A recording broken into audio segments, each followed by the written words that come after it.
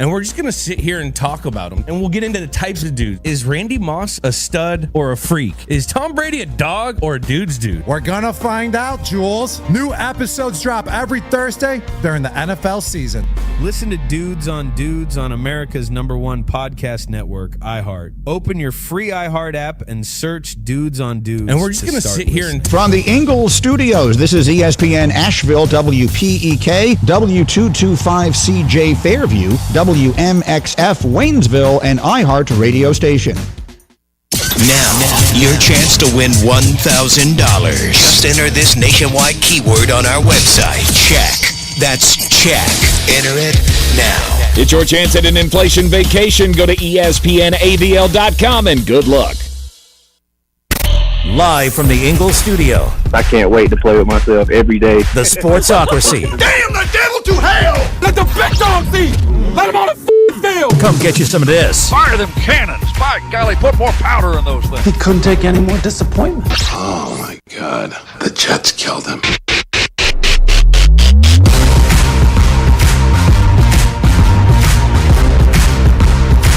Welcome into the Sportsocracy here on ESPN Asheville, 92.9 FM, 880 AM, 1400. The Sportsocracy heard everywhere you go around the world on the iHeart Radio app, seen everywhere on YouTube. Go to thesportsocracy.com, click that live video link, subscribe to the channel. Join us in the chat for a Football Friday. I wish everybody could have gotten to see Angry Tank just a minute, like 13 tenths of a second before we got on there.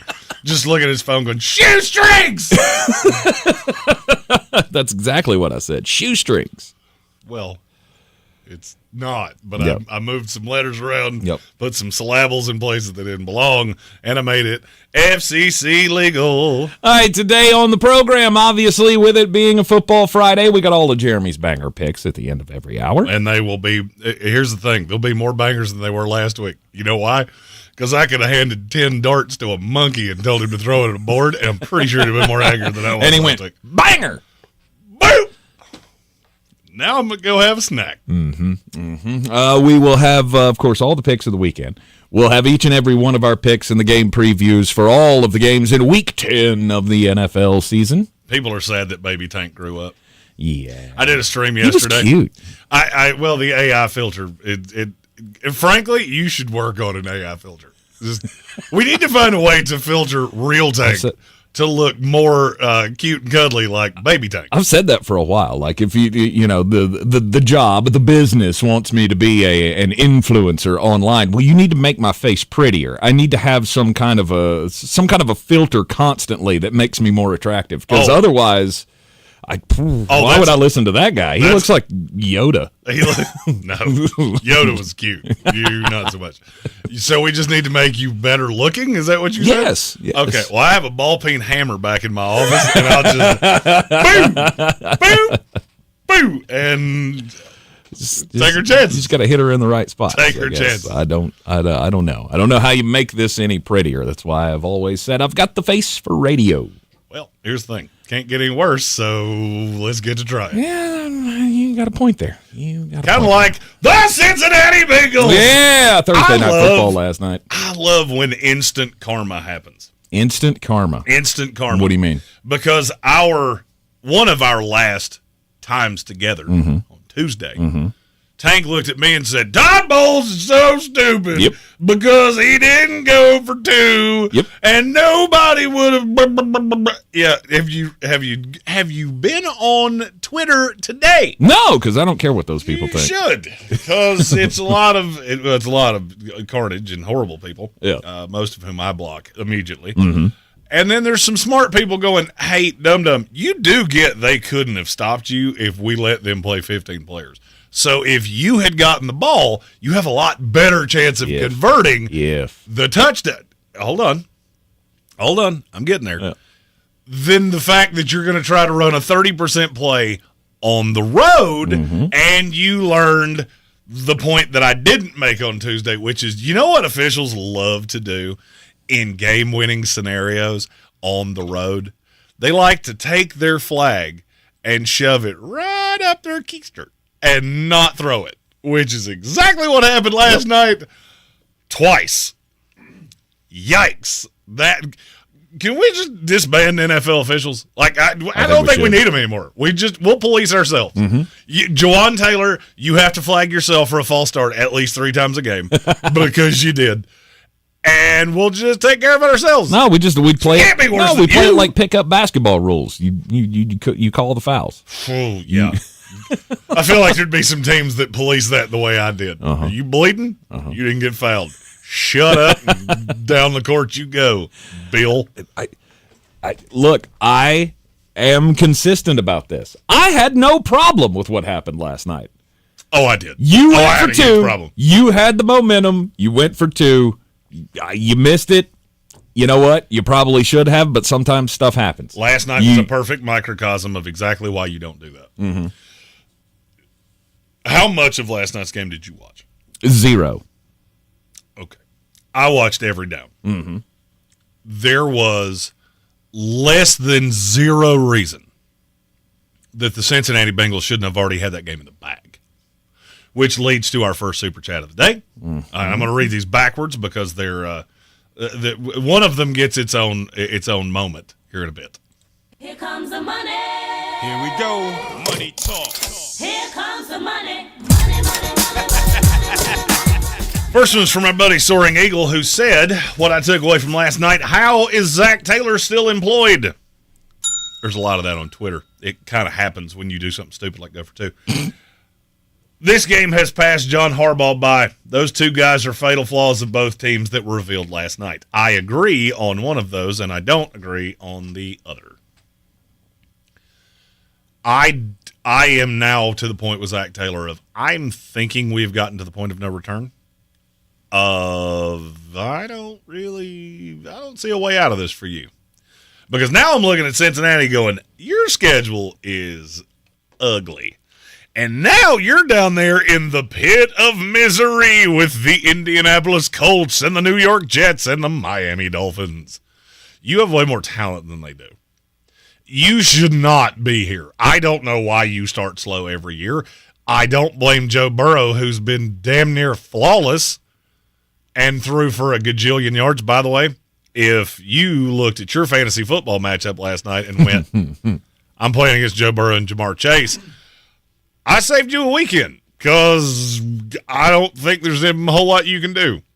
I played against one of them in every league I'm in. Oh, no. That would not be that impressive, except I'm in double-digit leagues. And every single one of them I went, how do you play one guy that many times in the same week? Also, Baltimore Ravens, he's still open. Maybe stop putting Nate Wiggins on him because it's not going well. Brandon Stevens, it's not going well. But what do you do when you have nobody? Oh, double him. Double him at all times. I'll take my risks with Andrei Yoshivas and Mike Gesicki. And Andrei Yoshivas sounds like the real honest to God name of Master Shredder. Okay. I can't figure out. I can't figure out when you're that good. You have that good of a quarterback. You have arguably the best receiver in the NFL. He's either 1 or 2, and there is no debating that. How do you get into this situation all the time? How do you get into this situation where you had opportunity after opportunity after opportunity last night, and you just can't do squat with it? But does it not always boil down to, at least with this team, it always comes back to the defense? And oddly enough, I knew you were going to say that, and that was the reason I asked you how much of this game did you watch. It was shocking how many times the offense shot itself in the foot of just doing moronic things. This game plan was not difficult. It's Jamar Chase and Chase Brown over and over and over again. And yet Zach Taylor always seems to find a way to get in his own way. That was my takeaway on Cincinnati. I told Amy in the second quarter, as a lifelong New York Jet fan, I've read this script before. You should be up 14-0. At halftime, you have to be leading this game. And what'd you do? I got to settle for a field goal. We're up by 3. I watched this entire first half, and at no point did I ever think Baltimore was the better team. But here's what you just did.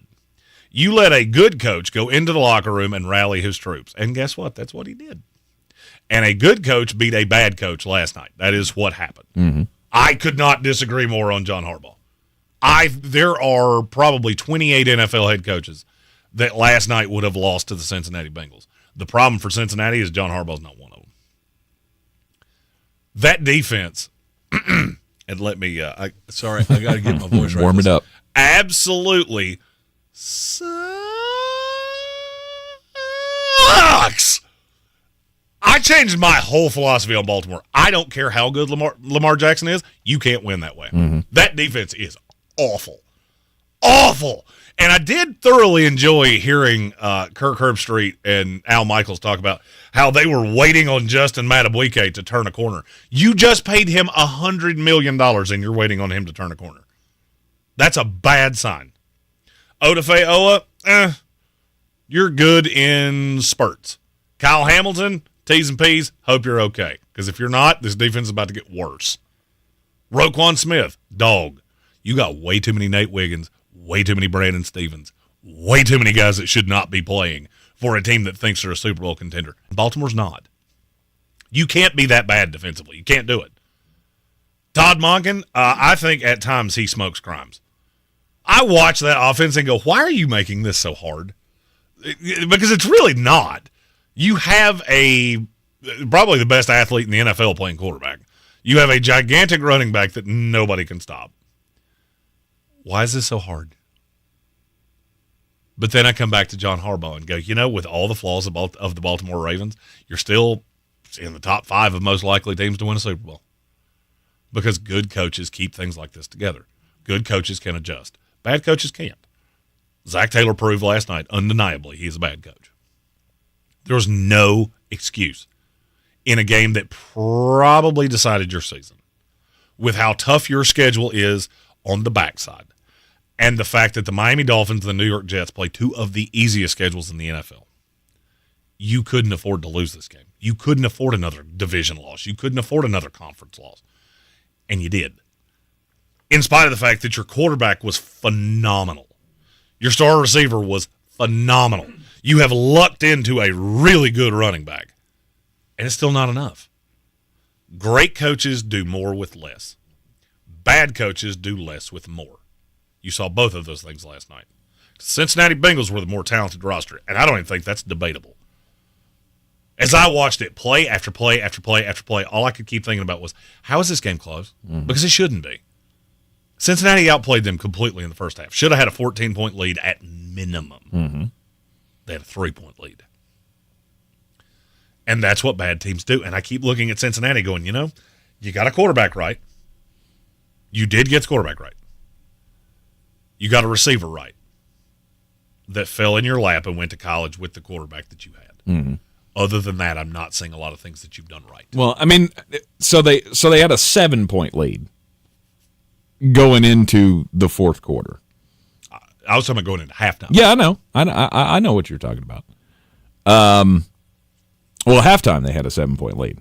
Oh, yeah, because they unwound 14-7. And all right, and let's even talk about that because I guarantee you didn't see this. Mm-mm. Joe Burrow I fell asleep before the start of the game. Joe Burrow threw an interception in the corner of the end zone. Mm-hmm. It was called back because the DB, oddly enough, for the second time in 3 weeks, we've seen the 1 foot can't come down twice. I don't know how you didn't get the second foot down. You should have thrown a pick in the corner of the end zone. You got bailed out. You got bailed out by a bad play by a mediocre player. Mm-hmm. You score the touchdown. You have a 7-point lead. You should have a 14-point lead. And you look at that subconsciously and go, man, why do we feel lucky to only have a 7-point lead when it should be more than that? And then they come out in the second half, and you couldn't stop them if they let you play 15 players. Well, I mean, you can't allow a guy like Lamar Jackson to do what he did in the fourth quarter. He threw up for 197 yards and 3 touchdowns in 1 quarter of football. Yep. That is inexcusable. Yep. But there again, with Baltimore's defense, we knew this was a possibility. And hell, they came into the game with the worst pass defense in the NFL. And I'm not surprised one bit by 11 catches for 264 yards and 3 touchdowns. Well, you shouldn't be because he did practically the same thing the first time. Mm-hmm. Kelvin Joyner asked, how does a team that drafts as well as Baltimore end up with a defense like this? I'll tell you how. Because once you start having to pay guys, it gets really hard to retain pieces. And so you do things like make some trades, make some moves, give up some capital for Roquan Smith. You lose a guy like Patrick Queen. And you just look at the year over year, you erode a little bit. You also have to look at the fact that Baltimore doesn't draft corners well. They never have. They never have. We talk about their issues with wide receivers. How many elite corners have they had in the entire John Harbaugh era? Mm-hmm. Marlon Humphrey acts like he is. He's not. He never really has been. And he's the best of the lot. And it's not really all that close. So now you get to a point of, I don't have a pass rush, something they've done notoriously well, is find guys like Matthew Judon, find guys like Tyus Bowser, I can do this for a while. Not necessarily stars, but guys that could consistently get home. Now you don't have that. Now you have Kyle Van Noy. You have Odafe Owa. And you're not getting there. And even when you do, you're not getting him down. Joe Burrow was dead to rights 6 times that I counted last night and got out of it. Mm-hmm. And yeah, he's a mobile-ish guy. It ain't like we're talking about your quarterback. And that's a problem. I didn't walk away feeling great about either team last night. But I did walk away going, one of you has a coach that I just believe in, and I believe you can right these wrongs. I don't know that the funny thing is you let Anthony Weaver leave your staff to take the Miami Dolphins job, and now I look at him and go, that is a really, really, really bad fit. And I look at Zach Orr and go, you jumped in line. Anthony Weaver should have had this Baltimore defense. I think it would be better. Mm-hmm. And so now you got 2 defenses that are bad of 2 teams that should have been playoff contenders. One of them will be, one of them won't. One of them has John Harbaugh, one of them doesn't. And I'm to a point in the NFL where I look at what I consider to be very good to elite coaches. There just aren't many of them. There aren't many. We're too impatient. We fire guys too early, and we never allow teams to build culture. And then I look at the Pittsburgh Steelers and the Baltimore Ravens. Weird. One of you has had your coach for 17 years. One of them's had 18. Neither one of you are top 5 talented rosters. No shot. I would also bet my house that both of you are going to make the playoffs. So when January 7th or whatever day it is rolls around and your team didn't have a great year and your number one thought is, oh, my God, we have to fire the coach. In Cincinnati, I agree with you because you've given him plenty of time. Right. But those teams that are on year 3 may remember what happened last night.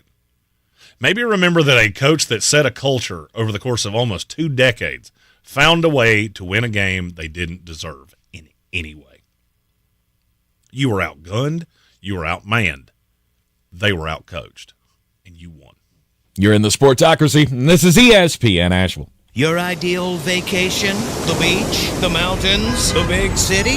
We've got a better idea. An inflation vacation. Your chance to beat high prices with $1,000. A $1,000 inflation vacation from ESPN Asheville. Looking for a rewarding career with stability and purpose? The NC Department of Adult Correction is hiring correctional officers statewide with a $10,000 sign-on bonus, competitive pay, and benefits. Visit dac.nc.gov/co jobs. I'm at a smoothie bar asking people if they'd switch smoothies with me for $574. Oh, I'll switch. So what about $574 if you switch your home insurance to Allstate? That's a headache. Nope, it's painless. Oh, so it's easy money. Yep, check Allstate first and you could save hundreds on quality home insurance today. You're in good hands with Allstate. Not available in every state. Based on the national average annual savings for new home insurance customers surveyed in 2023 who switched to Allstate and reported savings. Savings vary. To their patients, friends, and family throughout Western North Carolina, Summit Dental is doing everything they can to continue providing exceptional safe dental care for our community. They're taking every safety precaution during this time. Their water system for patients is self-contained, and they're only using bottled distilled water for their patients' needs. Whether you're a current patient at Summit Dental or you're looking for a new dental provider, they're back to work and ready to support you and your family and any of your dental needs that you may have. Call today, 828-277-6868. When you're hiring, ZipRecruiter's technology makes finding qualified candidates for your job easy. What if the rest of the world was as easy as ZipRecruiter? Math problems wouldn't be so problematic. K equals 42. And summiting Everest would be a walk in the park. In the meantime, if you want to make your hiring easier, use ZipRecruiter. And right now, you can try it for free at ZipRecruiter.com/free. ZipRecruiter.com/free. This is where it starts. Where your story begins. This is the trail you blaze yourself. And step by step, you get stronger, faster, better. This is where it starts. How will you finish? Ingles, we're with you every step of the way. Showtime Sports and Mountain Graphics have teamed up under new ownership by an Asheville native to better serve our community with the finest custom apparel and unique branded items at the best price. Showtime Sports and Mountain Graphics can customize whatever you, your team, business, or local group may need through high-quality screen printing, embroidery, and laser engraving right here in Asheville. Free personal delivery within Buncombe County and a reduced delivery fee anywhere in Western North Carolina. Visit ShowtimeSportsAVL.com and MountainGraphicsAVL.com. Your one-stop custom apparel shops.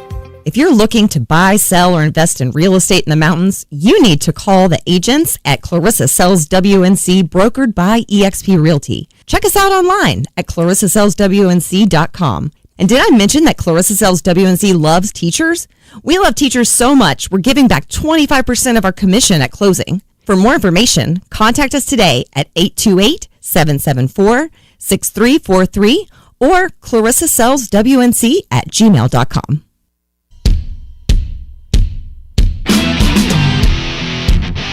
The Sportsocracy. Let's open up the whole can of kick ass and kill them all. Let the paramedics sort them out. Welcome back into the Sportsocracy here on ESPN. He got more tickled and more tickled and more tickled as time went on. That's the first time I think I've ever said a line. He didn't laugh at first, and then it snowballed. It did for 2 full minutes. It did. That was a slow creeper joke, and I give you credit. Was a slow burn, bro. Slow burn. Welcome back into the Sportsocracy. This is ESPN Asheville, 92.9 FM, 880 AM, and 1400. We've got, of course, the daily draft coming up at the third hour of the program, where we'll decide where we're going to go if we were going somewhere to watch sports this weekend. You know where I'm going? My house. Yeah, I haven't seen it much in the last 7 weeks. It feels like it. I got another weekend of traveling. I got to go to Charlotte tonight for a family wedding. So that's going to be fun. And you know, I'm already trying to pick out my breakfast spot for Sunday morning. I think I want to get up early and find some party down there for the Germany game. There's got to be like a fan tailgate with some bratwurst and some spatzel or something. I'm going to ask a really simple question. Yep. The hell are you talking about? In Charlotte. Game. The Germany game. The Panthers are playing in Germany. It's completely irrelevant, so I wasn't paying a whole lot of attention. At 9:30 in the morning. For some reason, I got in my head that there was some soccer match that you were excited to get up and watch. No, I would have. No. I mean, I'm not really excited to watch a football game at 9:30 on Sunday morning. I kind of like the idea of a mimosa and some spatzel or something. I don't know. I don't know what you do. Spatzel? Yeah, it's German. Spatzel sounds like a name I would call you when you trip over your own feet for the 6th time. I think you have called me that before. Sounds about right. Spatzel for brains. I told Amy yesterday, I was like, I really haven't been home in weeks. Mm-hmm. And I'm really looking forward to spending a weekend just as a homebody. Yeah. And you know what she said to me? What's that? We have dinner plans tomorrow night, and I've just ordered tickets for a movie on Saturday. And I went, okay, looks like my plans have changed a little bit. Your weekend's all planned out for you. I mean, I'm looking forward to it. We're going, good. See some friends we haven't seen, see a movie I didn't know was out. The new Venom. Did you know that was out? I did not know that was absolutely out, no clue. But I want to see Red One. But other than that, I've heard terrible things. I don't know how because it's not out yet. I've heard terrible. Well, the critics don't. Oh like yeah, it. don't listen to critics. That's how you wind up going. Well, how did Kamala lose? Well, I mean, it's funny you bring that up because I was reading about it this morning. Because I mean, The Rock and J.K. Simmons, you can't go wrong. I'm fully entertained by The Rock's movies. I think he's funny. J.K. Simmons is phenomenal. I'll see anything that he's in. My only problem is that he's not Santa Claus. Who, The Rock? No, J.K. Simmons. He is Santa Claus. Yeah, I know, he plays Santa. Yeah. He's not Santa. Santa is a fat man, okay? And I, as a progressive member of society, believe it is really just awe-inspiring that we have found a way now to cast skinny people as Santa. Yes. I'm just mad. I'm mad. I'm going to go sit in my safe space and cry. That's how you sound? I just wanted to say that. I knew I was going to find an opportunity to say it, and that one felt really, really convenient. Right. But in reading the review of the Red One this morning, it's been panned by just damn near everybody, apparently. Look, I'm not looking for it to be Silence of the Lambs. I just want to be entertained. And then I think I read an article from Quentin Tarantino, or about Quentin Tarantino, that said he liked it. But then they followed that up with he also liked the new Batman movie, which... emo Batman? Or the Joker, the new Joker movie with the musicals. Yeah, with all the musical stuff. I was like, I don't think so. I don't think I could take his recommendation now. There are just certain things that people tell me, and I go, I don't trust your taste anymore. I wear a lot of plaid. I shape my day around making sure that I get to watch Jimmy Kimmel. I don't trust your taste because your taste is like the Baltimore Ravens defense. Mm-hmm. It sucks. You are in the Sportsocracy. This is ESPN. Asheville also coming up in just a few moments. The coach will be here. Kent Briggs joining us in the studio once again. And we're going to talk to Kent about this whole going for two thing. Oh, I'm totally down. Because I'm pretty sure he won a state championship by going for two at the end of a game. So we'll talk to Kent, see what his take is on. I'm pretty sure he's going to agree with me. Going for two at the end of a game. Anyhow, I'm not playing for overtime. We have two super chats before we head into a commercial break. To quote your coach, we play to win the game. Okay? That's not my coach. Here we go. Money talk. Here comes the money. That's my long ago coach, and we don't talk about him. Oh, okay. Red Sea, only those who have passed a history class know why Germany was given this horrible matchup. If you know, you know. I think we all know. Yeah, we're all aware. And then, Sir Jimothy, we wanted to give this super chat its credence. Here comes the money. Here we go. Money talk. Here comes the money. With the RIP to Ben Herbstreit. That is such a sad story. If you haven't heard, Ben was Kirk Herbstreit's dog, the one that you saw at every game he did. And I still don't know exactly what happened, but he posted a thing that said, I think he had to go through some kind of chemo treatment. Yep. And it wasn't going well, and the next 48 hours would be telling, and then the next thing we know, you get the sad post. This is really sad. Ben has passed away, unfortunately, and that happens. I mean, that was not a young dog either, though. Was he not? I thought he was super young. I don't know. The pictures that I've seen of the dog, he's got that like gray face to him, so I don't feel like that was a fully grown dog. And not that the loss is any more less, or is there any less because of that. It is sad. It's sad when anybody loses an animal. So yeah, T's and P's to Kirk Herbstreit. And we know Ben's in a better place because all dogs go to heaven.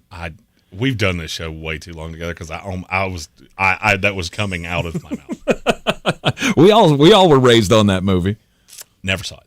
No, that's right, Mister. I had no childhood. I had a great childhood. I just didn't. I heard that movie was incredibly sad. Yes, and that was back when I still had feelings. And I did, much like Mother's Bosom, they're best left unfelt. Let's leave your mother's bosoms out of this, okay? We need to. That's how I feel about feelings, Hank. They're best left unfelt. You know where they are. But they're best left unfelt. Yikes. You're in the Sportsocracy. This is ESPN Asheville, 92.9 FM, 880 AM, and 1400. We'll be back on this Football Friday with the coach, Kent Briggs, next. This is your Exergen Temporal Scanner weather forecast on ESPN Asheville. Still trying to push the drier air in here for a couple of days. Not bad as we go on through today and tomorrow. But Sunday, showers become likely into Sunday night and early Monday. But again, emphasizing it does not look like a heavy rain event. About 75 this afternoon. Beautiful afternoon and evening. And then overnight in the upper 40s. Good Saturday with sun in the upper 60s. And then those showers in here Sunday could linger into early Monday. From the Weather Channel, I'm meteorologist Ray Stajic. This report is sponsored by NC Medicaid for more people. My name's Kate Roper. I had a tumor removed from my left ear, and I just enrolled in NC Medicaid. It's probably saving my life. See if you qualify at medicaid.nc.gov. Welcome your guests into a clean and cozy home this Thanksgiving by calling the cleaning pros at Zero Res Carpet and Air Duct Cleaning. Mention ESPN Asheville and you'll get $50 off your next air duct cleaning. Use promo code AIR50 when scheduling online at ZeroResAsheville.com. Did you wake up with joint pain? Does it hurt when you do even the most routine physical activity? Have they told you it's time for knee or hip replacement surgery? Stop what you're doing and listen. You deserve a life of comfort and ease with no surgery and no meds. And QC Kinetics can get you there. QC Kinetics is the nation's leader in regenerative cellular treatments for joint pain. This is an all-natural approach that harnesses your body's own healing properties to treat the root cause of your arthritic pain. Everybody's talking about this now. It's so cutting edge. The protocols developed by QC Kinetics are life-changing for so many people. Tens of thousands of satisfied patients with more every day. Yes, you can have real lasting relief from chronic joint pain without drugs, without surgery, without downtime. Discover your options with advanced regenerative medicine at QC Kinetics. The consultation is absolutely free. Phone 828-333-9517. Phone 828-333-9517. QC Kinetics in Asheville and Greenville. Wish you could save on home insurance? With Allstate, you could easily save and get quality protection. Yep, it's a win-win. So what are you waiting for? Check Allstate first for a quote today. You're in good hands with Allstate. If you're looking to buy, sell, or invest in real estate in the mountains, you need to call the agents at Clarissa Sells WNC, brokered by eXp Realty. Check us out online at clarissasellswnc.com. Download our free app on Google Play or the App Store. Type in Asheville Home Search. You'll be able to connect with our team and see all the available homes for sale in our area. For more information, contact us today at 828-774-6343 or clarissasellswnc@gmail.com. This is J.W. Whitley with Parks Ford of Hendersonville. I'm so excited to introduce you to this month's Parks Community Hero, Meals on Wheels. Meals on Wheels, with the help of numerous volunteers, delivers nutritious meals and friendly conversation to homebound seniors. Throughout their meal delivery program, you can help seniors keep their independence. To get involved, visit MOWABC.com. Thank you to Meals on Wheels and congratulations, our Parks Community Hero. Experience the Parks Promise today at parksfordhendersonville.com. It's time to kick off the perfect tailgate and take your team to Ingles. Chips and guac made fresh in store every day. The best meat in town packaged fresh every day. And smiling faces giving you their best every day. Let's be real. In the South, football season is our favorite season of the year. There's a lot to smile about, especially with deals like these. Ingles. Low prices, love the savings.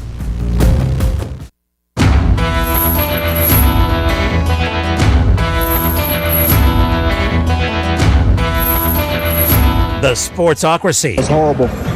No, you know what that is? That's horror awful. That's horrible and awful mixed together. Horror awful.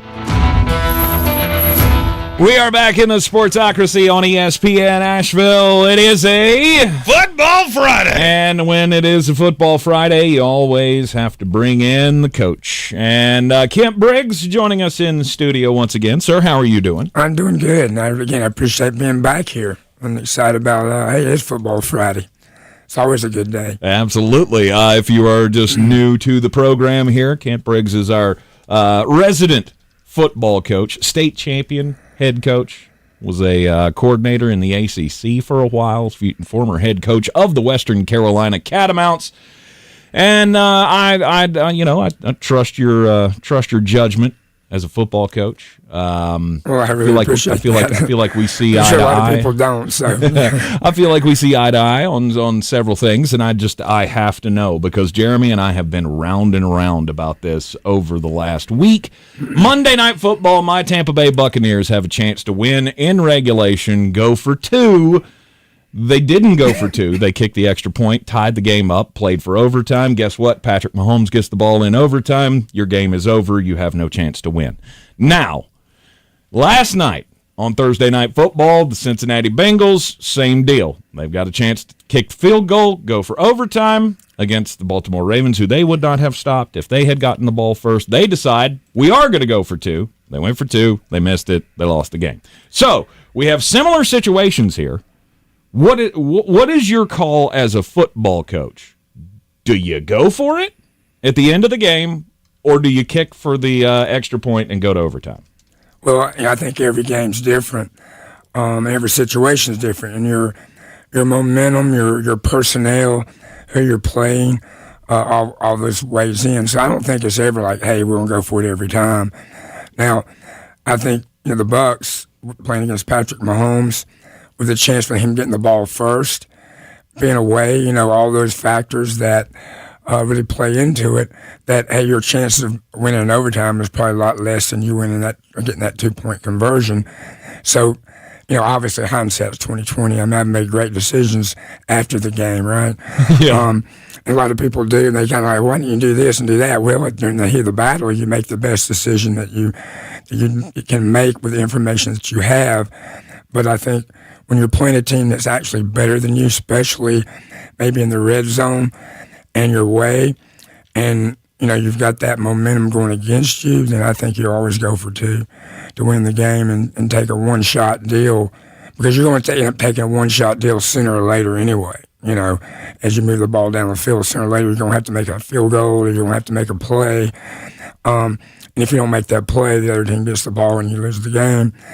But I think that if you're a team that has a lot of momentum going, you're a team that's better, and you have a lot of confidence in your personnel at that point, maybe because of your guys are healthy, you're rested, you're better, then I think going for an overtime is a smarter move. But again, that changes. That could change. You're playing away, and you're better than them, then you think, well, you know what? I can be better in overtime. I can be better in that than they are. And again, I think it changes with just the heat of the situation. Now, I want to thank you. You eloquently gave your argument. Now allow me to give mine. Yes. Here's where what he said was momentum. And I agree with that wholeheartedly. I looked at Tampa Bay and at Cincinnati.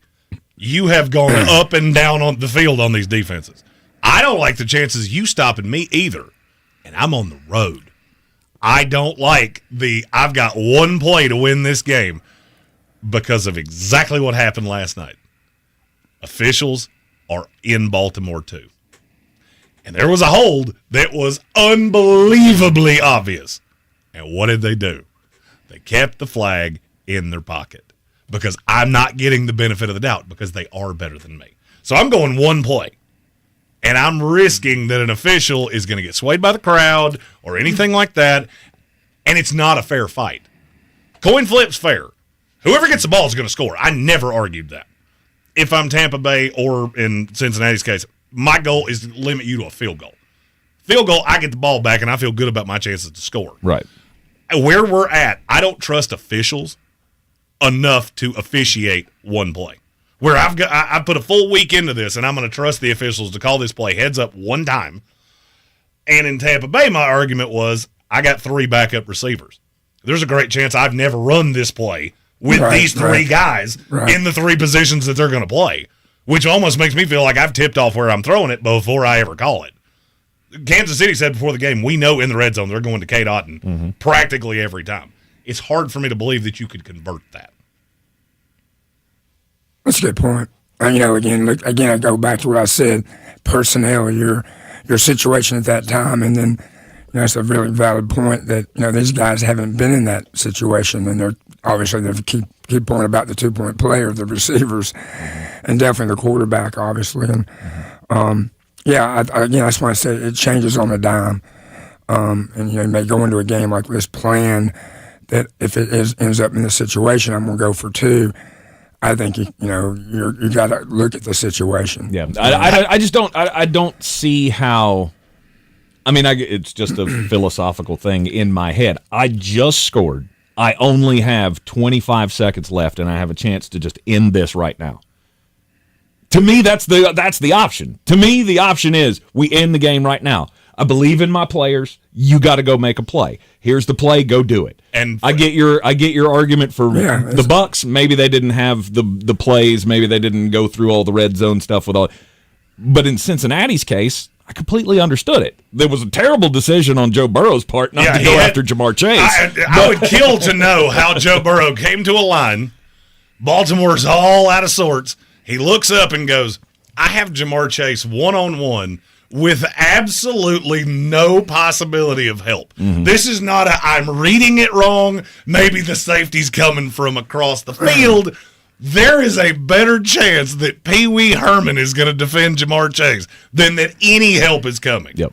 They burn a timeout, which I still can't wrap my brain around.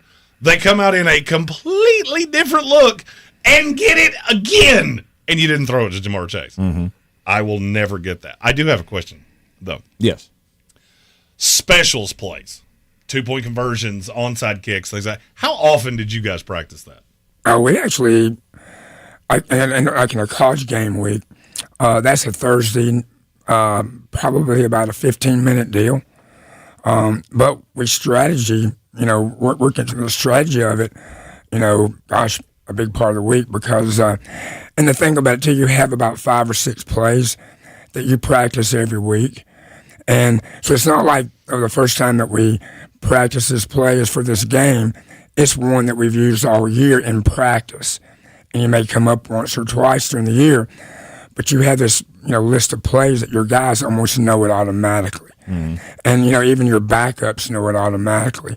So when you get a 2-point play, it's been well rehearsed all year long, preseason, that whole work. So it's not just like, hey, let's do this for a 2-point play this week. No, it's pretty much standard that you have a set against certain defenses. You'll have certain ones that you will pick over the other ones, but you have that in your package, in your playbook, and your guys know it.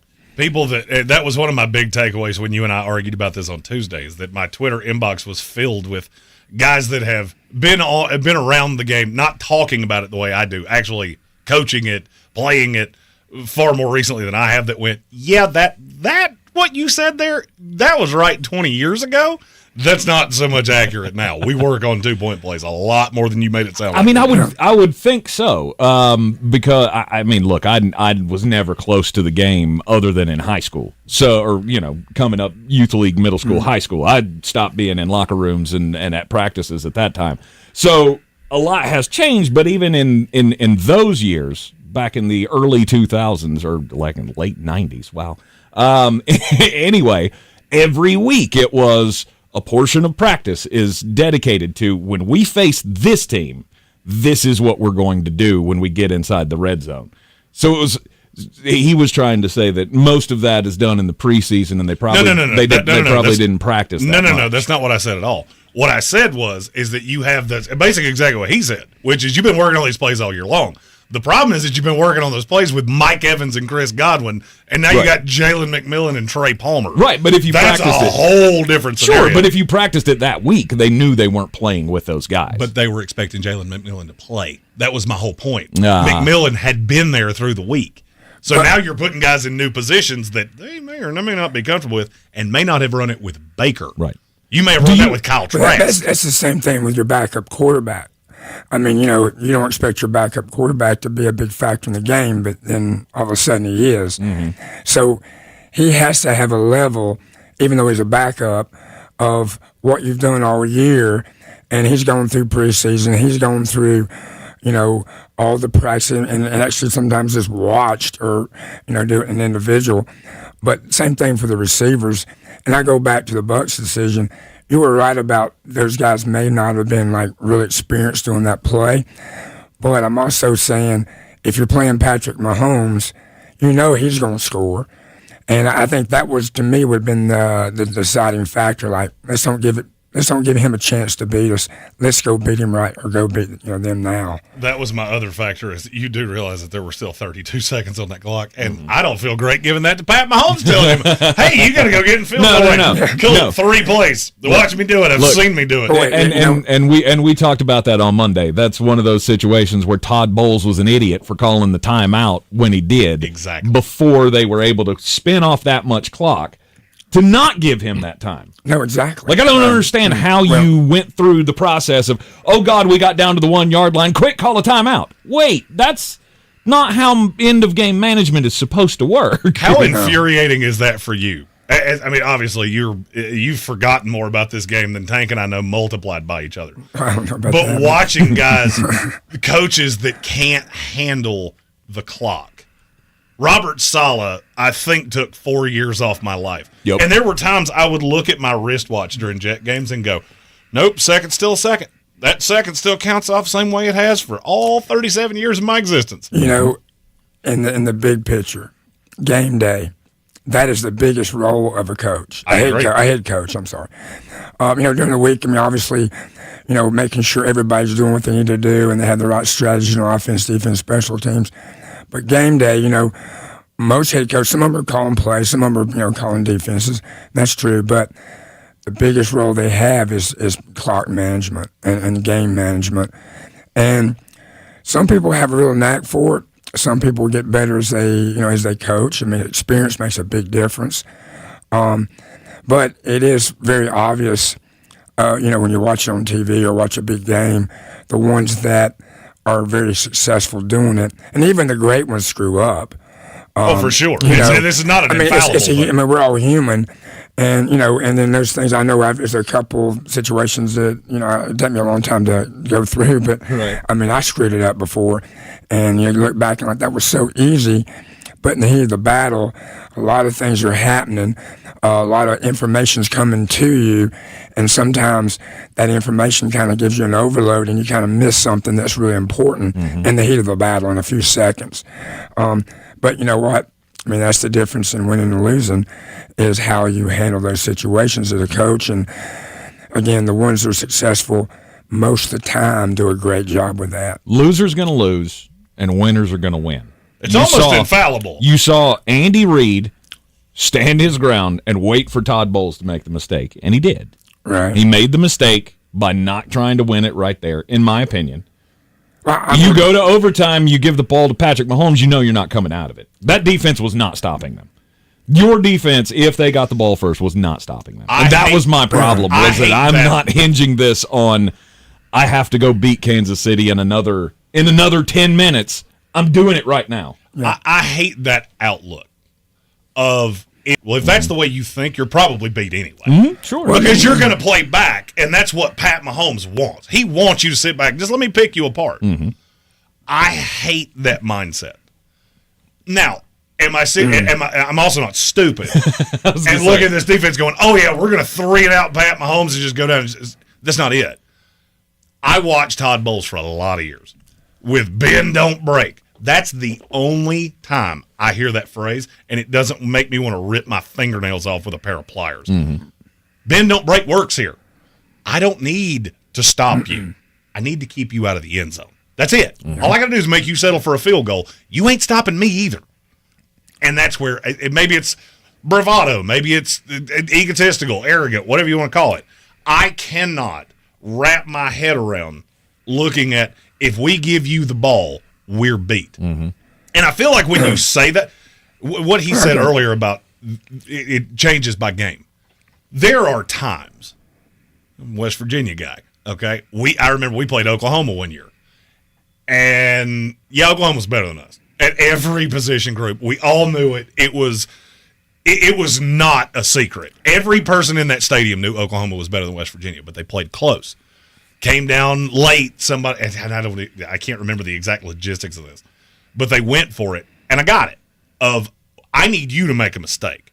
I need to score here because my offense is the only thing that I got's close to you. Our defense is going to get matered as soon as you come on the field. But maybe I can make you make a mistake. And that was what they did. I can wrap my head around that, knowing they're better than us. They're more talented than us. This is a top 5 ranked team. I can't wrap my head around doing that in the NFL. Of the difference between the best team in this league and the worst team in this league is 4 elite Pro Bowl players or a high-end quarterback. Yeah. I just when you look at the level of quarterbacks that we're talking about in this scenario, obviously we've got 3 of the best possibly to ever do it. Right? We're talking about Patrick Mahomes in the Kansas City-Tampa Bay game. We're talking about Joe Burrow and Lamar Jackson. In those scenarios, I don't care what team you are. That's my attitude. With those 3 quarterbacks involved, that would be my attitude of if I don't get the ball back, I'm done. So I need to win it now. And the difference between those 2 scenarios is in one of them, I get one of those quarterbacks, Yes. and in the other, I have that cute little doll back behind you in Baker Mayfield with his little cherub cheeks. Coach, my unabashed hatred of Baker Mayfield is one of the it's a tenet of this show. We had a good question in the YouTube comments here from Matthew Hoffman. He has a great question here. How distracting is it for a coach to have the communication in his ear while he's also trying to figure everything else out? You've got coordinators talking in your ear. You've got maybe sideline coaches talking in your ear. You're trying to take in all this information, Kent. I mean, that's got to be hectic to try to sort through your own thoughts and everybody else's at the same time. That's a good point. The way you make sure that's handled is that everybody trains on how we communicate in situations. I've been on headsets before, the head coach says, "Shut up, everybody shut up." And, that shouldn't have been done. I mean, it didn't need to be done like that because it should already been, worked out that you have the timing when you talk and the information you're giving. And I think it's a matter of, number one, experience with the staff together. And the other thing is actually you practice. When we practice being on the headsets, partner in that week, we'll do a session with the coordinators and the head coach, and we'll actually practice communicating because that is a major thing, communication. And then when you lose that communication, I've been on headsets, where the communication goes out, and then all of a sudden you're down the sidelines and you don't see what people in the box see. I mean, it's just a big difference. And you can see what's near you, but you can't see across the field. You can't see the depth of different things. And communication is really critical. So that's a major part of what you do as a coach and as a coaching staff is to prepare for that and to try to eliminate as much of that hectic situation as possible. How's that meeting go on the sideline with you and the players? You've just scored. We're making the decision. What does Kent Briggs do? Do you turn to them and say, what do you want to do? Or do you tell them? What? Sometimes you don't have a choice because they're going to give you their opinion. And, that's a good thing, too. It's not like, it's a negative thing. Well, we're telling the coach what to do. It's not about that. It's how they feel. And then sometimes if they don't, have a real strong feeling, you try to give them that. Like, hey, guys, let's go win it right now. And let's get in the huddle. Says, I'm putting it on you because I believe in you. And go out there and get the job done because I know you can do it. And, put that mindset to where they have ownership of it. Where they're going like, hey, yeah, I am going to win it for you. I am going to win this game. And I think it's really kind of a cool thing about coaching in those situations is when you have a team that, hey, wants to go win it, want to go win it right now. And they have that mentality. I mean, it's just what you're saying, Jeremy, about, having a defense. I trust my defense. Well, I agree with Tank because it's more not trusting your defense. It's like, I want my offense to do it right now. Let's go for the shot right now because we can do it. And That's the mindset that I know players love that. Players love when a coach says, hey, it's 4th and 1. It's not a good situation to go for it, but I believe in you. And that gives them a lot of confidence, and they builds that trust between the head coach and the players. I mean, that would be my first words. They're coming over to the sideline after we scored the touchdown. Just turn around and go back. Y'all are superstars. Go grab it. Well, I mean, also as a defensive guy, I'd be remiss if I didn't point out that offensive guys always want to go for it. Okay? Absolutely. I get it. You want to score. Let us do our thing. We got like 30 seconds. You're right, Jeremy. What I'm saying is you're right, because I've had that, because I'm more offensively, even though I've been a defensive coordinator, never been a quarterback, but you're exactly right. Because defense will let us have the game, coach. Let me go. I'll knock his brains out. Let me do it. Let me do it. Let me talk on it. Yeah. All right, we got like 30 seconds, but I do want to elaborate on something he said about having coaches that have been together and that they know each other. I have been hammering this all week long of one of the things that is killing bad teams in the NFL is that they're so quick to pull the trigger. You have to trust how you hired. If you made a mistake with a coordinator, I get it. You don't always have to have a fall guy. Speak to staffs you've been on, right, and knowing each other, even with menial things like this, like knowing when to talk on the headset. You've been doing this together for 5 years. You know exactly when I want you to talk and exactly when I want you to shut up, and how much easier it makes the sideline operation. Yeah. No, you're 100% right on that. Head coach Kent Briggs joining us on the program once again. He is just a regular guy, but that's right. You can hear the full story on the Regular Guy podcast. We've got it posted up, linked up on the sportsocracy.com. New episode coming your way possibly next week. Oh, you're the one that I was about to say, you're asking me that. I'm following your lead. No, that was a rhetorical question. We got a little delayed in putting out the new episodes because of, well, that little thing that happened called Hurricane Helene. But we're going to get back on the podcast here, the Regular Guy podcast with Kent Briggs. It's an amazing story. I encourage everyone to go out and hear it. It was an absolute honor for me to sit down with Kent, pick his brains about an amazing career that he has had. Kent, we always appreciate you taking out time for us. I appreciate y'all, like I've always said. I mean, I appreciate your love of the game and how you promote it. So thank you, guys. Well, we could do this all day, have no fear. No doubt about it. It is a Football Friday. We'll have picks of the weekend coming up in just a little bit here on ESPN Asheville. Crossroads Ford of Waynesville says, "Go Mountaineers!" Crossroads Ford, located across from Wendy's on Russ Avenue, has a vehicle to fit every budget and lifestyle, new or pre-owned, like a Ford F-150, a Ford Super Duty, Explorer, or Mustang. Check them out online at crossroadsfordofwaynesville.com or call 452-5111. General Sales Manager Gordon Prince invites you to stop in today. Crossroads Ford of Waynesville. To all you tool people out there, has Harbor Freight got a deal for you? Big savings every single day this November. Because we know that right now, when the price of everything only seems to go up, you need a place where prices stay low. So shop in-store or online for quality tools you can trust at prices you'll love every day. Whatever you do it for less at Harbor Freight.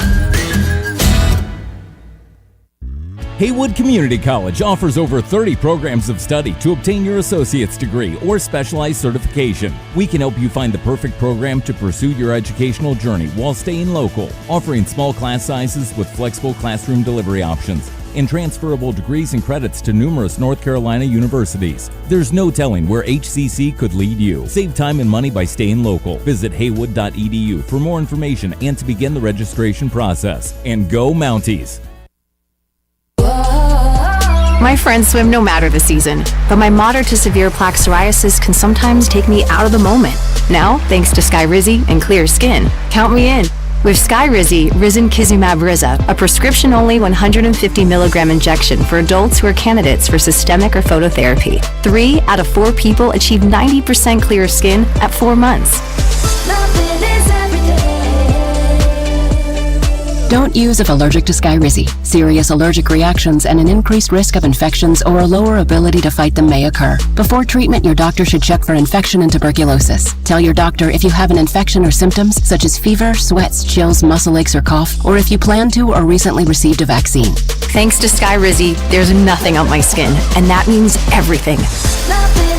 Ask your doctor today about Skyrizi, the #1 dermatologist-prescribed biologic in psoriasis, and visit skyrizi.com or call 1-866-SKY. Showtime Sports and Mountain Graphics have teamed up under new ownership by an Asheville native to better serve our community with the finest custom apparel and unique branded items at the best price. Showtime Sports and Mountain Graphics can customize whatever you, your team, business, or local group may need through high-quality screen printing, embroidery, and laser engraving right here in Asheville. Free personal delivery within Buncombe County and a reduced delivery fee anywhere in Western North Carolina. Visit ShowtimeSportsAVL.com and MountainGraphicsAVL.com, your one-stop custom apparel shops.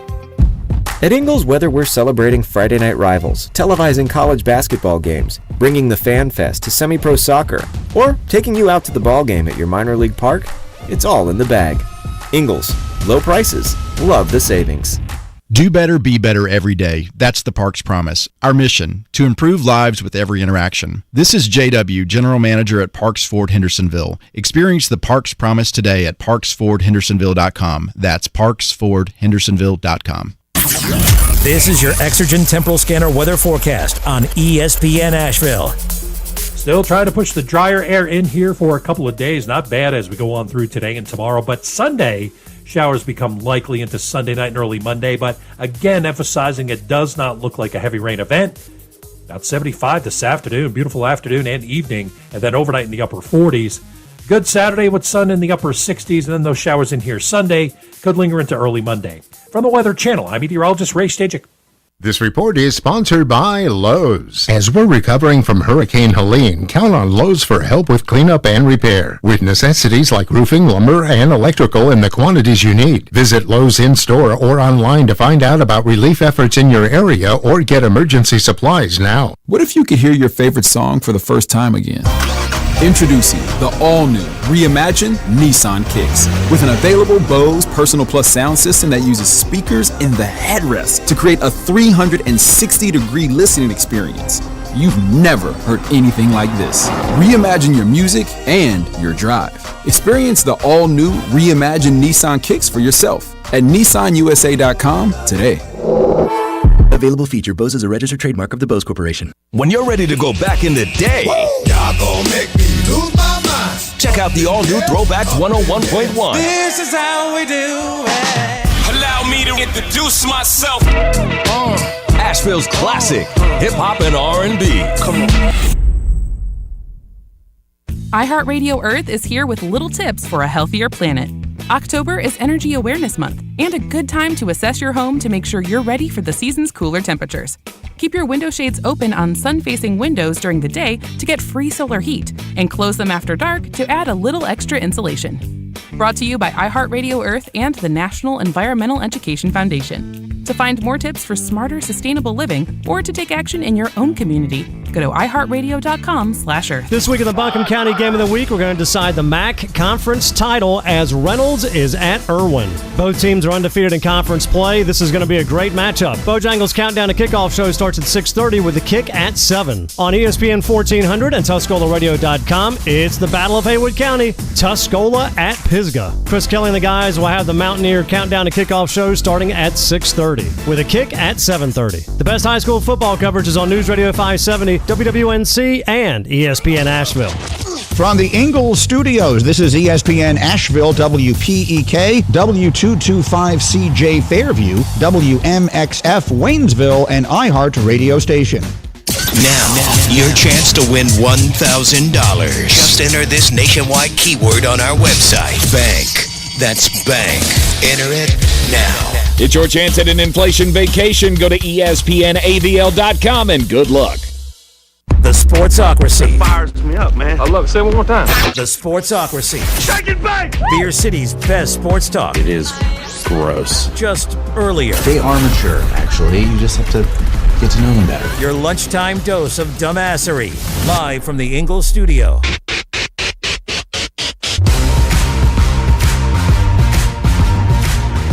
It is ESPN Asheville, 92.9 FM, 880 AM and 1400. The Sportsocracy heard everywhere you go on the iHeartRadio app. We're seen everywhere inside the Ingalls studio on YouTube. Just go to thesportsocracy.com, click the live video link. You can subscribe to the channel. That way that you can get into the chat, give us your picks on all of the games this weekend, get involved in all of the conversations on the program, and all of the best comments always get called out here on the air. Plus, you can super chat.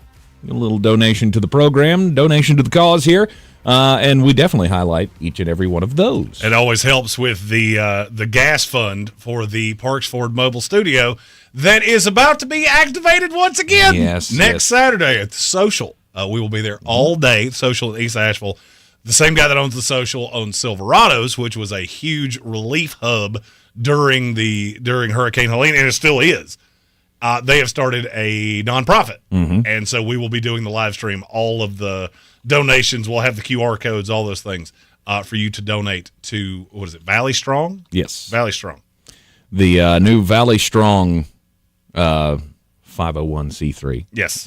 Supporting our good friends Corey and Kristen Short, Ian Motley. They've been doing some fantastic things out there. Jason Ward, just all of the people that have pitched in to make that the central hub of relief in the hardest hit spot. And Ian's wife, Jenny, and Jason's wife, Amy. That is one entity that there are 6 people involved, and I can tell you exactly what each one of them do. It's a well-oiled machine. I'm just amazed at the fortitude and the passion for the people that Kristen and Corey and Ian and Jason and their wives have. I was over there the other day checking in just to see y'all need anything we can do to help you out. Kristen was she was like the social butterfly, just grinning ear to ear. You know she's been doing this nonstop for, what's it been, 5 weeks?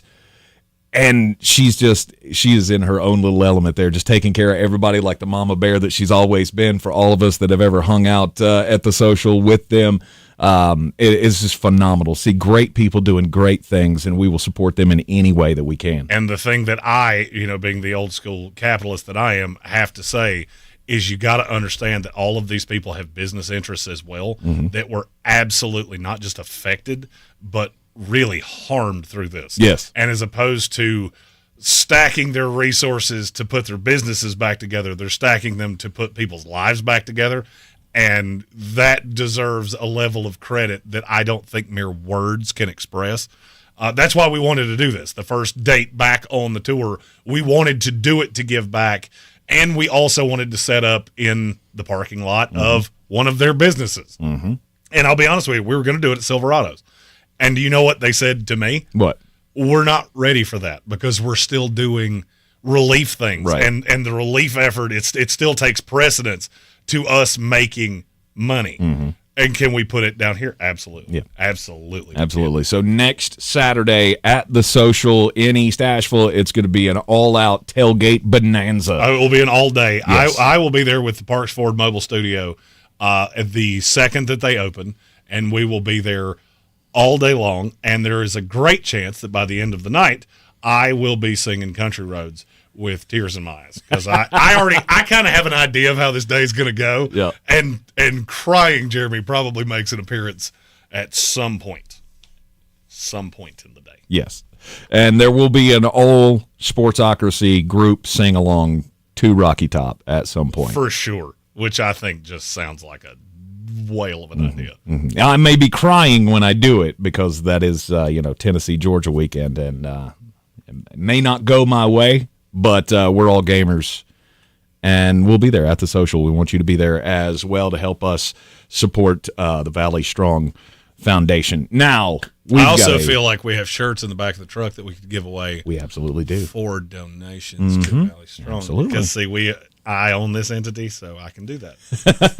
It's not illegal when you own it. So. Absolutely. We could definitely do that as well. Sportsocracy T-shirts, we can probably get some of those Craigtown T-shirts over there as well to sell those for the big festivities. It's a formidable idea. We're just pulling things together here. We want everybody to have a little bit of fun in this trying time. Uniter, not a divider. Indeed. 1,000 points alike. Just bringing us all back Wouldn't be together. prudent at this juncture. All right, this week 10 of the NFL season got off with a bang last night. Ravens outlasting the Cincinnati Bengals 35-34 in a shootout game. And the only problem is that this week started like a supernova, and then she... Well, you know, we might have some good games over the weekend. Hopefully. Which games? Well, I mean, Houston-Detroit should be a good one. Yeah. And then what's two? Well, you never know. Look, you never know. The Jets-Cardinals real fast. You never know what kind of fireworks are going to be involved when you put two, we'll just say, evenly matched teams onto the field together. Lipstick, pig, applied. For the opener on Sunday morning, the Carolina Panthers on our sister station News Radio 570 WWNC. Pregame starts at 8:30 in the morning on Sunday. Kickoff set for 9:30 as they will be playing the New York Football Giants at Allianz Arena in Munich, Germany. Only the second international game of the Panthers' history, so there's a little history there. I don't know how badly I beat you last week, but I know that I did. So I will take champion's advantage here to go, you pick this one first, because I can't wait to hear your... Oh, I believe we need a tally of last week. I didn't miss much last week. Yeah, I didn't either. This... College, bad. NFL, not bad. The Carolina Panthers are 6.5-point dogs to the New York Giants. And to me, that's dumb. So you're going. So I'm going Panthers plus awesome. the 6.5. I have one win. New York Football Giants. This game won't be even kind of close. Oh, really? Young, bad team on the road with very little veteran leadership. This is which team are you talking about here? Carolina. You've got a young quarterback that's never been productive against a really formidable pass rush. I think this is dumb too, but not the same direction you do. I'd have said this at 9.5. That front is going to obliterate Bryce Young. This is such a bad setup for a team. I'll put it this way. One of the servers that I use puts a quantitative value on a point spread. The Panthers is non-applicable. It has zero value at 6.5. New York Football Giants not close, and I'll go this far. That's my achy breaky no mistakey of the week. Oh, okay. I think the Giants are going to win this game 30-6. Really? This is where you see bad Bryce. This is just a really big ask for a kid that's trying to get his confidence back. Now you have to go overseas. You have to play in a standalone game, and you're going against one of the best fronts in the NFL. Good luck with that. By the way, Carolina's been annihilated by pressure up the middle. You now have to face the best pass rusher up the middle in the NFL. This all sets up as bad. Giants by a lot. Really? Okay. I'll take the Carolina Panthers plus the 6.5. I get what you're saying about the pass rush. It will be a problem. I think they'll run the ball a lot though, and I think they'll be able to do something with it. I don't know that. Have we heard about Jonathan Brooks? Is he actually going to make his debut in this game? Yes. Well, that's cool. I mean, look, at this point, you're just trying to look for any silver lining that you can if you're the Carolina Panthers. I don't think they're going to win this game, but I don't think it's going to be a blowout. I think it'll be gross. It'll be ugly. There'll be a play here or two. Yeah, you know, Malik Neighbors will probably make a play. But I think it's going to be close. And I think there's going to be a lot of points scored. Oh, so you're taking the over? I'm taking the over 40.5. Awesome. Under, aggressively. As soon as that started with a 4, under. Because I thought this would be 37.5. I'm good. Under. So we are diametrically opposed on this game. Absolutely we are. Those don't tend to go well for cantankerous. Until they do. Let's go Panthers. And then? 1 o'clock slate. Let's go Bills and the Colts. The Buffalo Bills, Indianapolis Colts. That's a 4-point line. I thought about this way yonder more than I should have. Oh, please tell me why. Why? Recency bias. You saw Joe Flacco be terrible on national television. Yes. It will. Does that line not feel ridiculously low to you? Yes. 85% of the money's on the Bills. Mm-hmm. It hasn't blinked. Mm-hmm. It's stayed 4 from pillar to post. What does that tell you? That tells you somebody is going, you're falling for it. Don't fall for it. Don't do it. And that is why I'm taking the Buffalo Bills, because I'm falling for it. Yep, falling right in that trap because I can't do it. I wanted to do it, but I can't. Yeah. I'm Buffalo. And not even close. Josh Allen against a horrifically bad secondary. No Keon Coleman. So your value on DraftKings this week comes from whatever receiver for the Buffalo Bills you think is going to light up the Indianapolis Colts. For me, it would have been Keon Coleman if he played this game. He's not. We'll say it's a gut feeling that if Amari Cooper plays, he's going to be super low owned on DraftKings, and he's going to put up a bajillion D points. He has that game every year. I thought last week Minnesota played about as terribly as they possibly can, and I still never felt like they were going to lose that game. That was a weird takeaway from that game because I didn't feel that at all. You didn't think that Minnesota was bad? I did not. Okay, I did. I thought they were bad. I thought they were horribly one-dimensional, and they still controlled the game because Indianapolis is that bad. Now you're telling me that the Buffalo Bills, who have Josh Allen, are only going to play with a field goal of this game? No, I'm not. Watch this game be a field goal at the buzzer. Like Tyler Bass hits one at the horn. Probably because football's stupid. It wouldn't make any sense. Because football's stupid, and that's what we do. Buffalo Bills over or under the 46.5. Over. I think Joe Flacco has a pretty decent day here. Because the Bills' secondary is not good. It's not great, and I absolutely love the Josh Downs this week. Okay. All right. So Buffalo, we're both on Buffalo. We are both on the over 46.5. You're in the Sportsocracy, and this is ESPN Asheville. Hey, this is Anish Shroff. Join me, Luke Kuechly, Jim Zoki, and Sharon Thorsland Sunday morning as we say Guten Tag, and the Panthers travel to Munich to face the New York Giants. Chuba inside the 10, 5, slides into the end zone. Touchdown Panthers, and Carolina's got a lead. Pregame comes your way at 8:30. Kickoff follows at 9:30 a.m.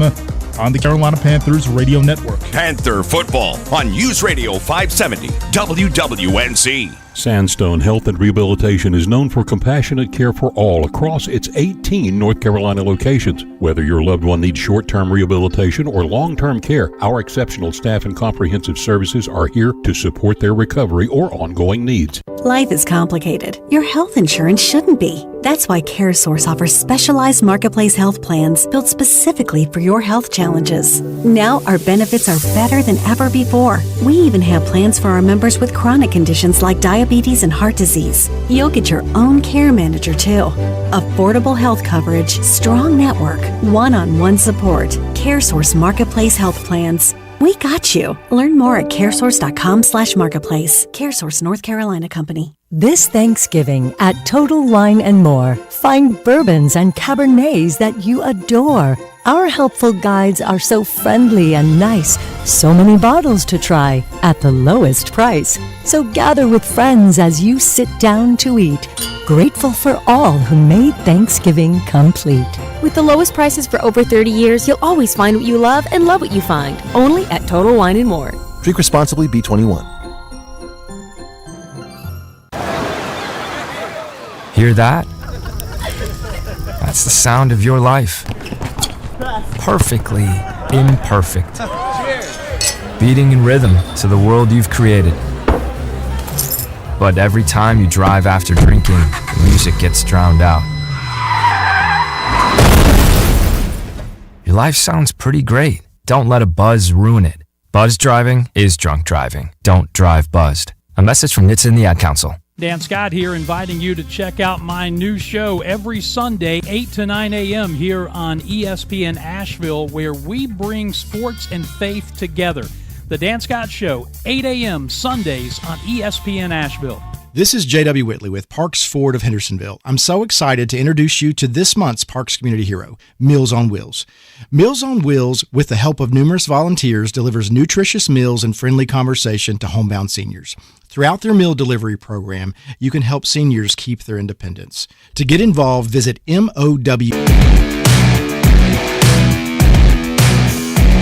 The Sportsocracy. These guys are a f***ing disgrace.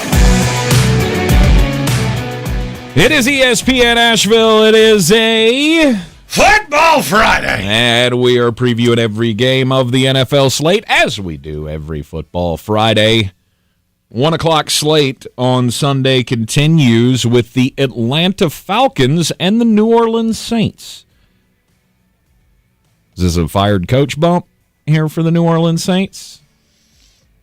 Going into the matchup with the Falcons? I want to say yes. Are they just that terrible? I want to say yes. But you're not going to. I'm not going to, but I want to. You're not. The Atlanta Falcons are a 3.5-point favorite. There is some sharp money on the Saints. I can't figure out a team that's been this bad and you're playing for nothing. I mean, even if you could reel off 8 straight wins, and I'm still not sure you'd make the playoffs. I don't think you're going to get that much of a bump. Mm-hmm. Because I feel like the Dennis Allen thing was a signal that we're tearing this down to the studs. Yeah, you get the fired coach bump. You also lose very popular in the locker room leader guy, Marshawn Lattimore, and they think they cancel each other out. You know, the Falcons. Yep. Falcons minus the 3.5. This game should not be close. However, it is an NFC matchup, so it will be close. But it feels to me like another side of this that I like better than taking the Falcons. Feels to me like this is about a 6-point game at worst for the Falcons. It's a weird way to say 16. I feel like you blipped, but you always got to leave room for the Falcons to Falcon, and 6 seems safe to me. The over/under 46. Under. I love the under in this game. I feel like people are going to stack this, and I don't know why. This is a bad week. Don't get me wrong. If you're playing fantasy football, anything like that, this is going to be a tough week to find points. I don't look for them here. You don't think Kirk Cousins is going to be able to sling it against that New Orleans defense? Well, I mean, at this point, Derek Carr is throwing to Mighty Mouse, Tiny Tim, Foghorn Leghorn, and Yosemite Sam. So I don't love your chances of doing a lot of by the way, did you see that Chris Olave is contemplating his NFL future? Oh, really? That was super predictable. 5 concussions in 3 years. Yeah, it's pretty easy for me to draw the straight line of how many times are we going to do this? I'm going Falcons and the under. Falcons and the under. All right. Yeah, I'm with you on the under in that one as well. Minnesota Vikings, 6.5-point favorites over the Jacksonville Jaguars. Vikings. How many touchdowns is it? The over/under on touchdowns for Justin Jefferson? I 11. Feel like should be at 6.5. 17.5. Because I don't know who the hell you think is going to match up with him. But there's not one. You could tell me they were going to put 7 guys on him. I still would go over 117.5 receiving yards. I didn't think about this game for 0.2 of a second. No. Vikings minus the 6.5 against the Jacksonville Jaguars, over under 43. Under. This is the 30-6. Sorry, this is still McCorkle Jones III, and I believe I will pass. McCorkle. Mac Jones making the start because Trevor Lawrence dinged up. I can't believe this spread's actually not higher. You do know his real name is McCorkle, right? I have no idea. No, his real name is okay. That's his middle name. Well, good. Michael McCorkle Jones. Which sounds like a guy that would be a slip and fall lawyer in El Paso, Texas. Heard on the job? Call McCorkle. No advantages in this game for the Jacksonville Jaguars. Trust your pork with McCork. But don't trust your football team because he sucks a lot. It's a bad game. If you watch it, you're a sadist. Mm-hmm. You need a therapist. Move on, Minnesota Vikings by a bunch. West Coast team coming East Coast for a 1 o'clock kickoff. The San Francisco 49ers going down to Tampa Bay to take on the Buccaneers. I have a weird feeling we're going to disagree on this game. Oh, really? San Francisco 49ers are 6.5-point favorites. Mm-hmm. Christian McCaffrey's coming back. Mm-hmm. Coming off a bye. Mm-hmm. I'm going Bucs plus the 6.5. No! Look, they are going to find a way to lose damn near every game. But the chances of them getting blown out, they're not great with this team. I mean, aside from that Denver game, every other game has been down to the wire. You're in it to win it. And I just don't believe the San Francisco 49ers are that good. I don't either. I know Christian McCaffrey coming back should give you a bit of a lift, and it will, but only to a certain point. I'm not sure he finishes this game. Really? I'm also not sure that I care.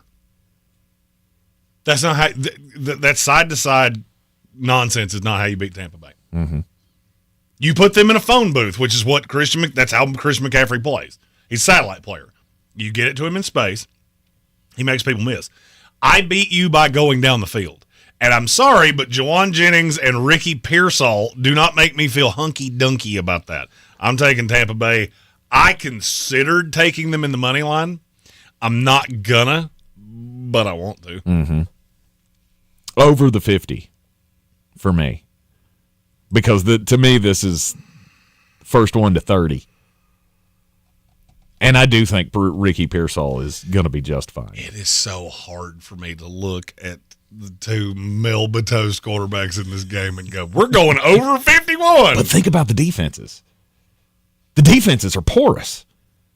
You know what? I'm going to listen to my heart because it's calling for me. Mm-hmm. I'm going under. Okay. This is another game I think gets stacked and probably shouldn't. I could see that being a field goal gross fest. It winds up being like 20. Oh, math is hard. 23-20 bucks. I can't think of a single stack that makes me feel good about that. You shouldn't. I feel like there will be points scored in this, but it's going to be that whole whichever one you take, it's not gonna no doubt grumper in your This is not the I'm heavy on Jamar Chase and he's going to score 3 touchdowns and they're going to score a bunch of points. No, this is going to be Cade Otton will get one, Raheem Jarrett might get one. They're going to spread it out a lot. Rashad White will get one. And on the San Francisco side, there will be running backs for Tampa Bay in this game. There'll be Pearsall and Johnson will get one. Johnson might get 3. It just screams like one of those games where it's going to be, we're going to score Johnson 3 times. I don't know who Johnson is, but you now said that 3 times. You talking about Juwan Jennings? Jennings, that's what I meant. Yeah, because Juwan Johnson plays for the Saints. You know what? Y'all need to change your names, okay? Look, Juwan Taylor, Juwan Johnson, Juwan Jennings, y'all need to separate them. Somebody needs to, y'all need nicknames. We need nicknames. Okay. I need you to carry that same. I think it's pretty solid. It's not really hard to tell them, differentiate them. Juwan Jennings, pretty good. Juwan Johnson, kind of good. Mm-hmm. Juwan Taylor, absolutely god-awful. He's not god-awful. He just doesn't know when the snap goes. No, you're right. He's not terrible if you're passing. If you're running, then you should run the other way because he cannot do that. All right, so we're both on Tampa Bay plus the 6.5. Which makes me angry. I thought that was like Giants Part 2 if I was guaranteed that you wouldn't believe. And it almost makes me second-guess it of you're believing in Todd Bowles, and you know how I feel about that. There's no belief in Todd Bowles. I actually believe more in this team than I do in him. To at least keep games competitive. Damn it, I lost. What? Because you believe in Tampa Bay. Anytime you believe in them, they smack you in the face. It's not a team thing. We haven't stopped talking about this game yet. I'm taking San Francisco. You believed in do them. it. I'm doing it. Under in San Francisco. All right. Knew I could talk him off of that one. That's fine. It's going to be a loss for you because San Francisco's somehow going to win this game 37-6. You're in the Sportsocracy, and this is ESPN Asheville. We'll continue the breakdown of Week 10 in the NFL when we come back. This is your Exergen Temporal Scanner weather forecast on ESPN Asheville. Still trying to push the drier air in here for a couple of days. Not bad as we go on through today and tomorrow. But Sunday, showers become likely into Sunday night and early Monday. But again, emphasizing it does not look like a heavy rain event. About 75 this afternoon. Beautiful afternoon and evening. And then overnight in the upper 40s. Good Saturday with sun in the upper 60s. And then those showers in here Sunday could linger into early Monday. From the Weather Channel, I'm meteorologist Ray Stajic. This report is sponsored by eBay. We all got a thing. Yes, even you. If you love fashion, car parts, trading cards, whatever you're into, it's on eBay. So go find the thing that keeps you up at night. eBay. Things people love. It's the 24th annual Asheville Turkey Trot 5K and Gobble Wobble. Thanksgiving morning, November 28th in downtown Asheville.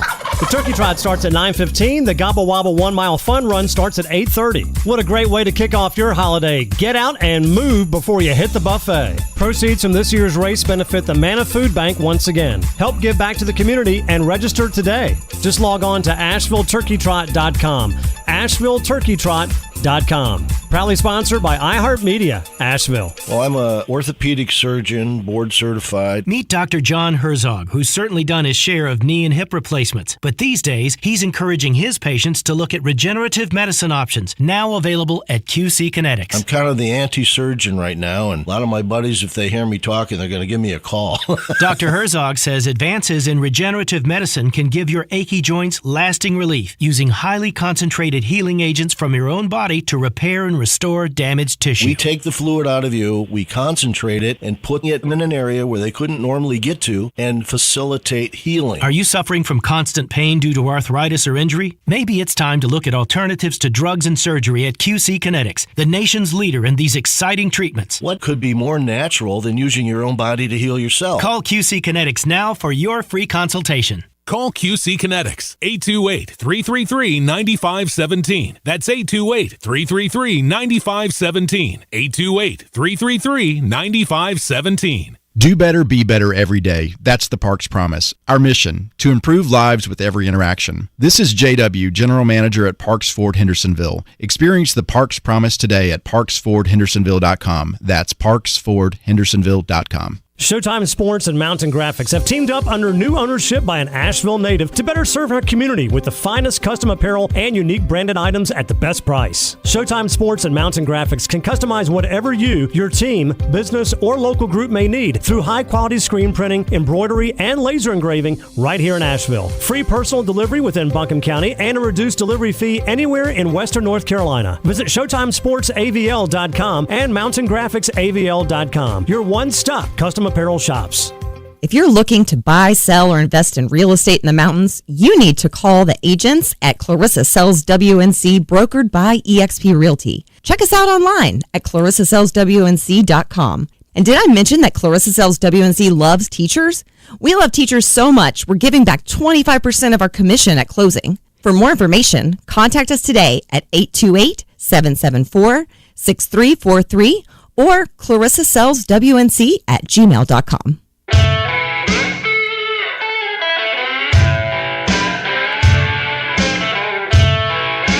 The Sportsocracy. The ceiling is the roof. Let's make it happen. Let's keep moving forward.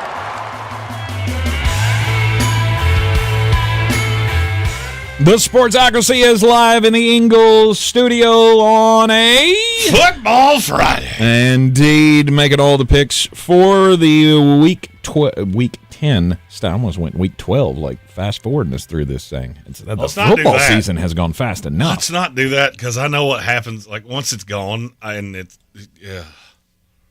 But then it's draftmas season. Oh yeah, and this is a draftmas unlike any other. Because why? Because it's probably the most interesting draft class I've ever seen. Mm-hmm. It's not the best, but man, there are going to be some heated arguments between me and a lot of our fellow draft nerds. Our guy, Trevor Sycamore, and I have already had a couple spirited disagreements that I'm looking forward to having on air. Spirited disagreements, okay. Guys he likes that I don't, and vice versa. Mm-hmm. There's one specifically. I'm going to leave it as a cliffhanger, but if you watched the live stream yesterday, I said his name at least twice. On the 1 o'clock slate on Sunday, we got the Kansas City Chiefs and the Denver Broncos. Kansas City Chiefs are a 7.5-point favorite. Is that too much? Even against the Broncos? This feels like a trap. Mm-hmm. Denver got their brains beat out last week. It should happen again because now you're on the road. But then every advanced metric I have says Kansas City has absolutely no advantage here. Because Denver, all they do is cover spreads. And that is why I'm taking the Kansas City Chiefs. Really? He had me too, gang. He had me too. I thought he was building up to the Broncos pick. Listen here, gang. The Denver Broncos are awful. Mm-hmm. And I picked them last week to cover, and they lost by 31 points. I don't like making the same mistake twice. Mm-hmm. Which makes me think. Do it. I'm not doing it. I was about to say do it. I'm not doing it. Bo Nix versus Pat Mahomes. Look, I had the tortoise in the hair when I was a kid too, but at the end of the day, I still look at that tortoise and go, you shouldn't have won that though. I realize I have been the one that has been saying, hey, you do realize the Chiefs are going to punt one of these games because they always do. But I'm not in the process of trying to forecast which one of these games it's going to be. 7.5 seems like a lot of points. However, and I know the Kansas City Chiefs don't blow teams. I'm trying to talk myself into it, but I can't. I just can't do it. They're that bad. The Kansas City Chiefs minus 7.5 over under the 42. I'm under. My camera's been possessed by the devil. There it is. It stopped.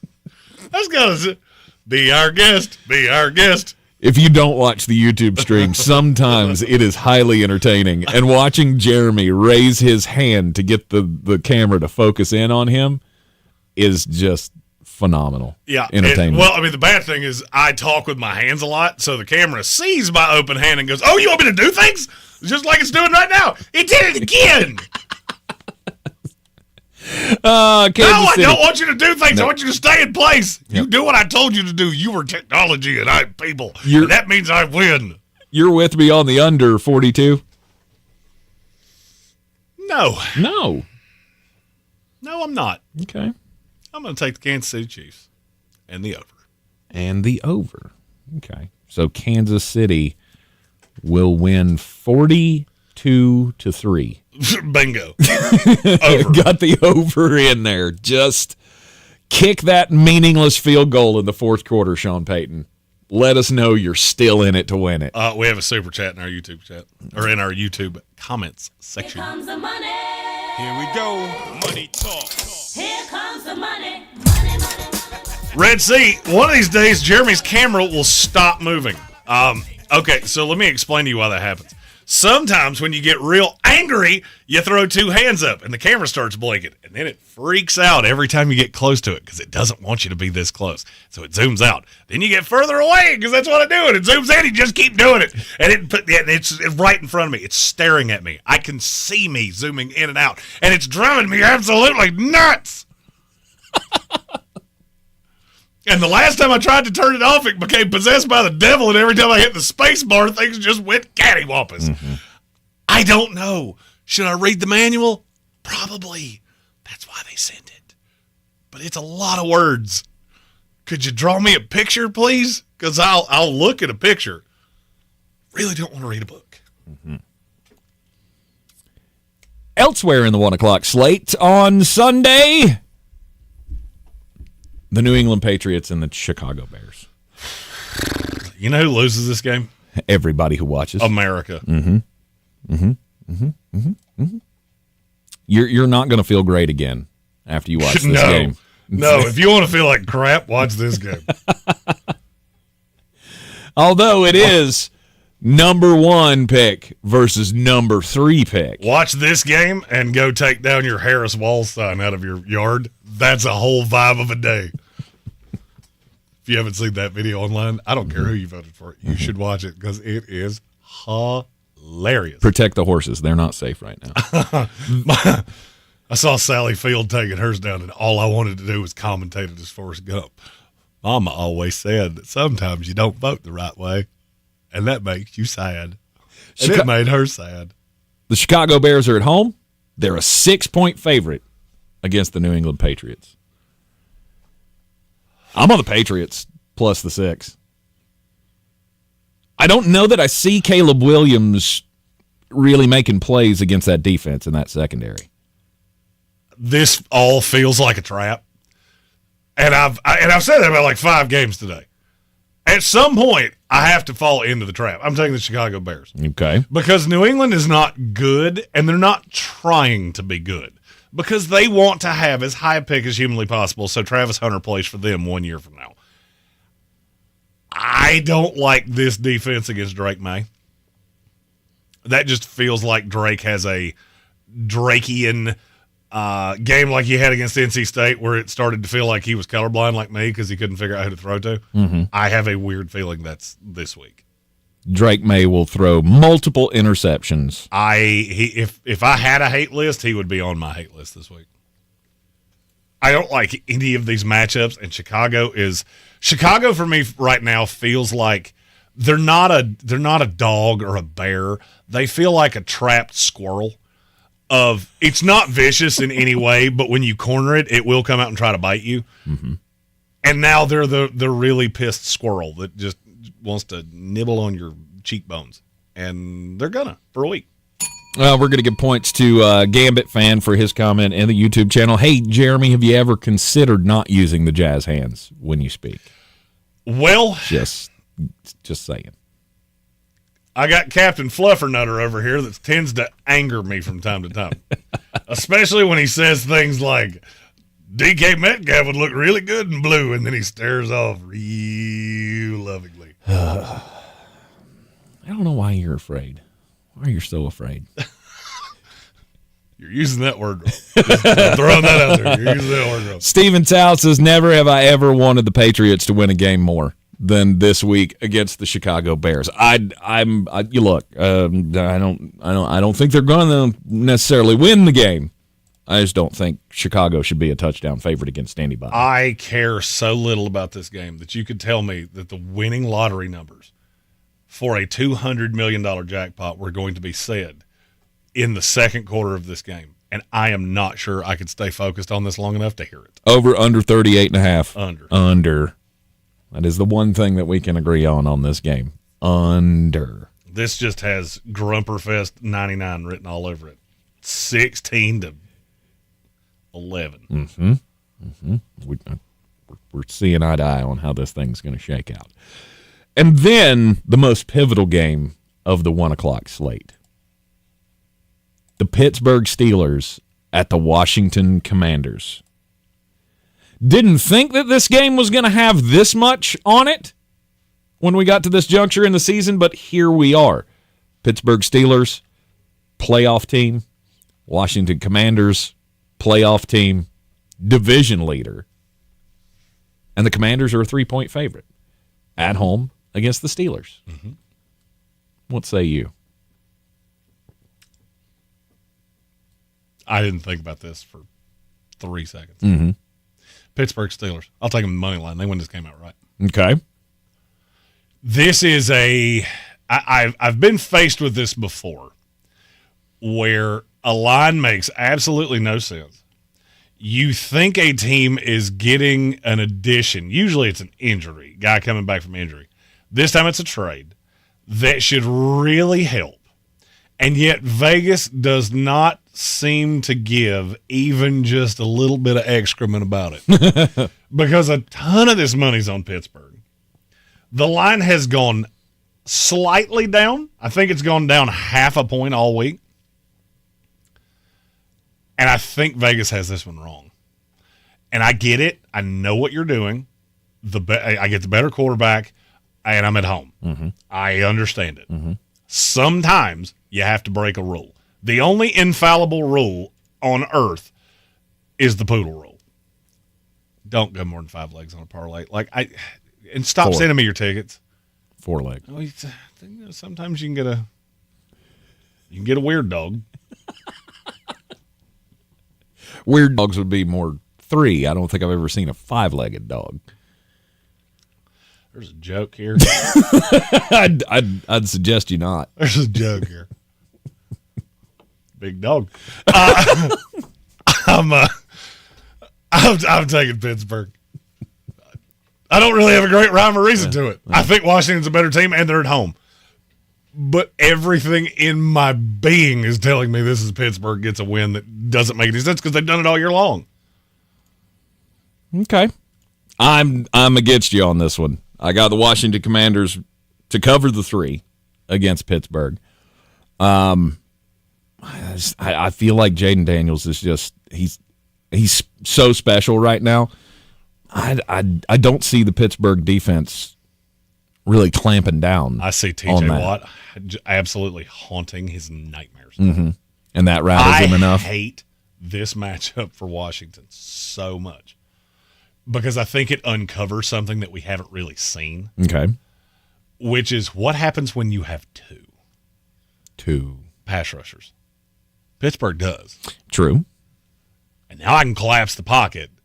All I got to really be able to do is get pressure from the interior. And they can. Mm-hmm. I hate this matchup for Washington. I'm taking Pittsburgh. How do the dump-offs work?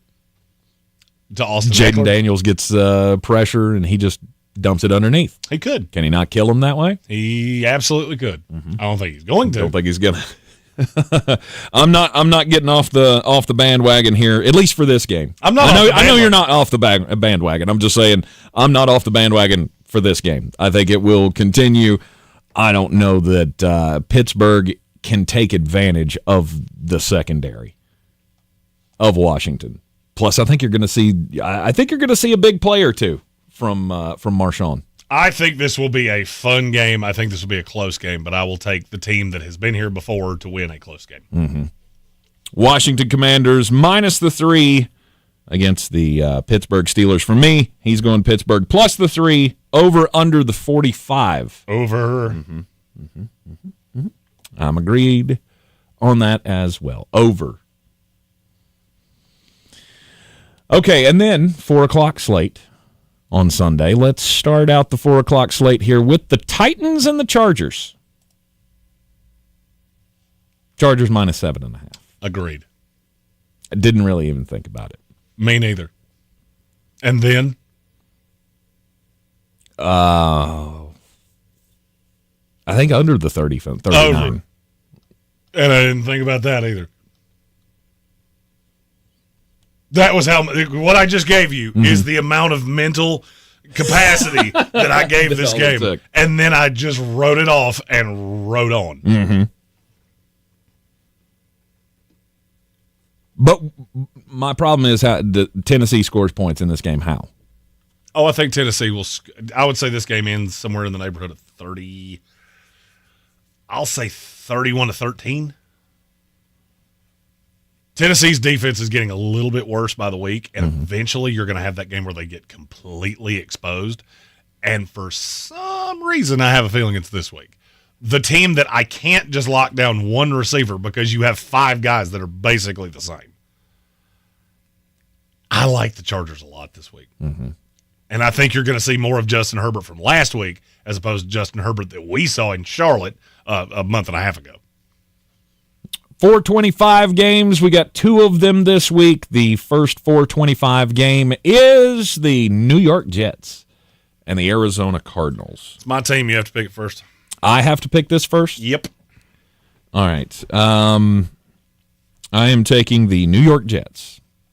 On the road, minus the 2. Take them to cover.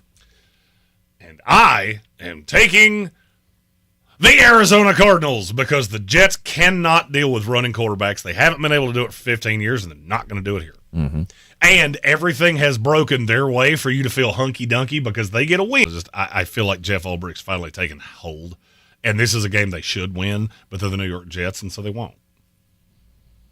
Even though they have to. That's the funny thing. They still don't have to. That's kind of where I'm at with. I would like to save the two potential losses that you could have. However, I'm looking into my Jet fandom crystal ball.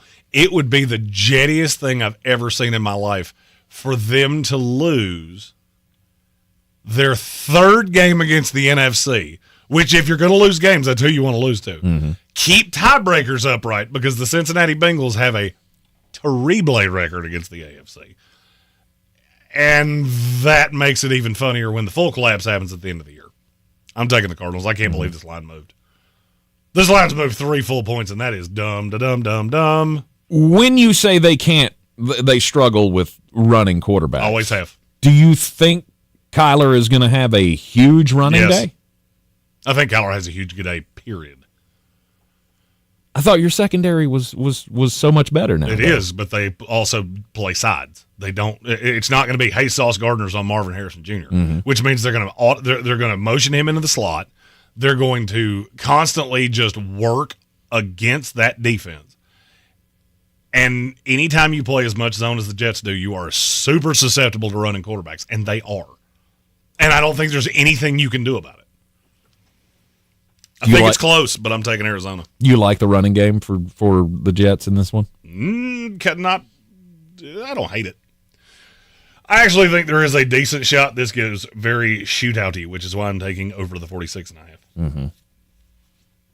All right. I will say this, though. If you want a no doubt, hey, you should really play this guy in DraftKings, it's Garrett Wilson.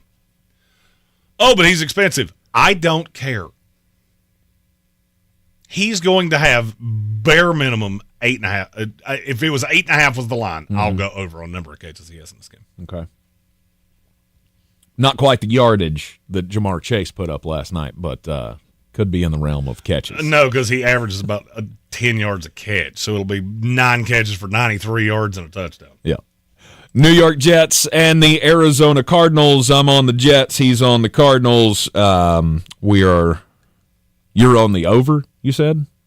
Or the under? Yes, I'm on the over. You're on the over. Red C, who will happily make fun of me on Monday when his Cardinals beat my Jets with a super chat.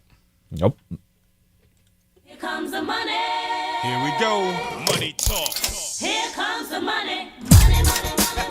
So, Jeremy, that's assuming we get good Drew Petzing this week. I'm going to be real honest with you. You could tell me that your offensive coordinator was Dr. Drew, and I still think he could watch Jet tape and go, man, they really don't turn around so good against running quarterbacks, do they? I mean, this goes back to Rex Ryan. Couldn't handle mobile quarterbacks. They have destroyed the Jets. Mm-hmm. And this is, I hate this matchup. I hate that you catch them where you do here, and I hate it's on the road. Yeah. Because I did think they were building something last week, but the more I've thought about this feels like a loss. You're in the Sportsocracy, and this is ESPN Asheville, 92.9 FM, 880 AM, and 1400. We will continue the breakdowns of the rest of the games in Week 10 in the NFL. We got one more showdown in the NFC East to get to in the next hour. We have the big Sunday night showdown between, preseason Super Bowl contenders. I think some people have flipped on one of these teams as a actual Super Bowl contender, but we'll talk about that coming up, as well as the Monday night game and where are you going to go, if you could go anywhere, to watch the weekend action, the daily draft, brought to you by Dale's Pale Ale, coming up next here on ESPN Asheville. What if you could hear your favorite song for the first time again? Introducing the all-new, reimagined Nissan Kicks. With an available Bose Personal Plus sound system that uses speakers in the headrest to create a 360-degree listening experience. You've never heard anything like this. Reimagine your music and your drive. Experience the all-new, reimagined Nissan Kicks for yourself at nissanusa.com today. Available feature. Bose is a registered trademark of the Bose Corporation. This is an ad by BetterHelp. What comes to mind when you hear the word gratitude? Maybe you think about your friends and family, and how happy you are to have them. Maybe it's a tough moment in life right now, and it feels a little hard to be grateful. There is, however, one thing in life we don't often show enough gratitude for: ourselves. We've all made it through a lot, and even when it feels like we don't have much to show for it, we still have ourselves. So here's a reminder to send some thanks to the people in your life, including you. A great way to give yourself some thanks is to invest in your own well-being. If you're interested in starting therapy, give BetterHelp a try. As the largest online therapy provider in the world, BetterHelp can provide access to mental health professionals with a wide variety of expertise, designed to be convenient, flexible, and suited to your schedule. Let the gratitude flow. Visit BetterHelp.com/takecare today to get 10% off your first month. That's BetterHelp, HELP.com/takecare. We need your help to protect your right to AM radio in your car.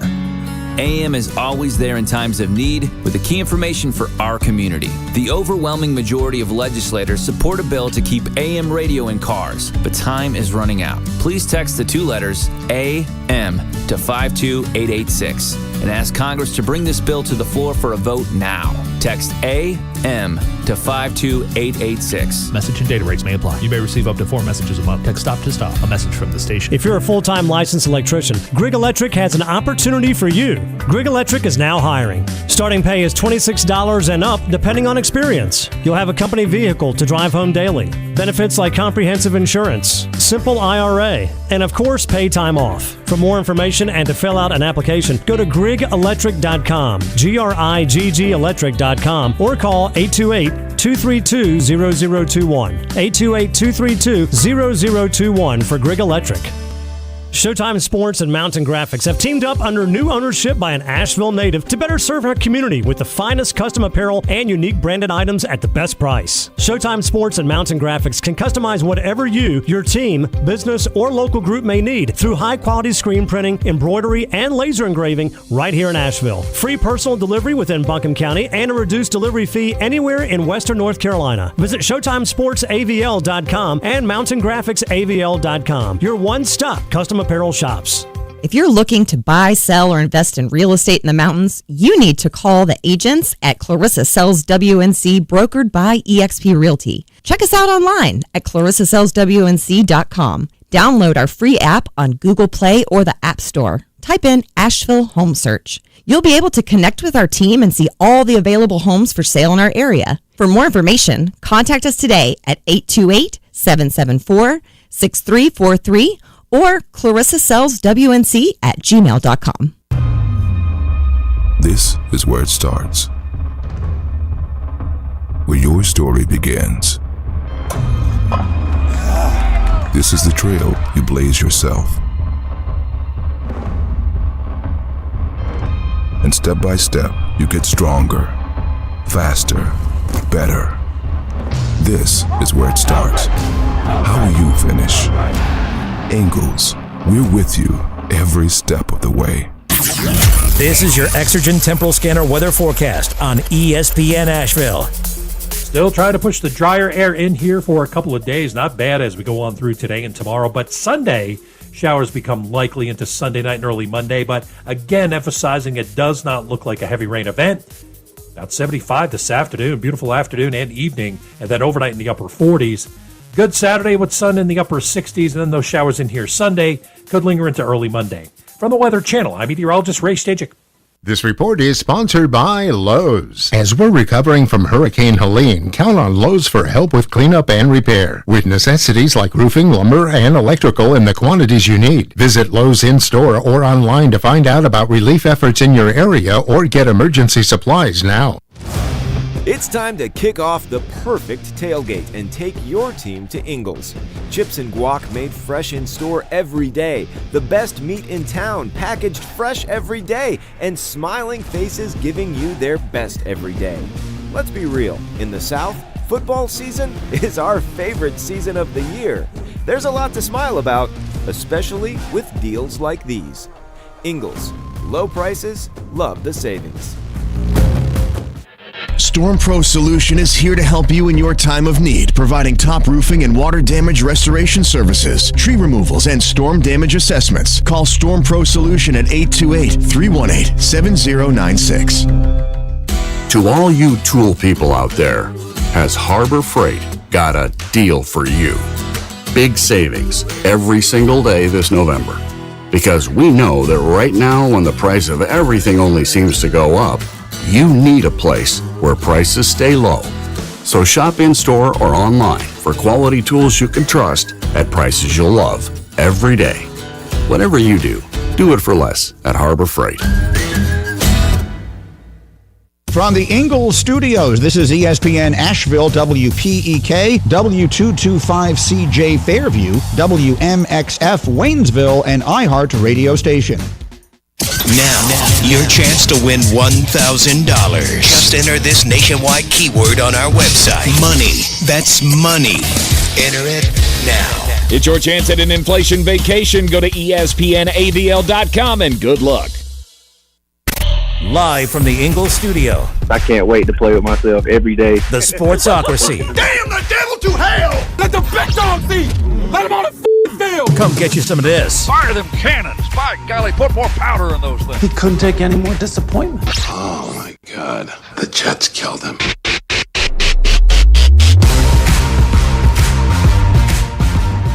Back in the Sportsocracy, this is ESPN Asheville, 92.9 FM, 880 AM, 1400. The Sportsocracy heard everywhere you go around the world on the iHeart Radio app. You can watch us live in the Ingalls studio on YouTube. Just go to thesportsocracy.com, click that live video link, subscribe to the channel, and you can join us in the chat.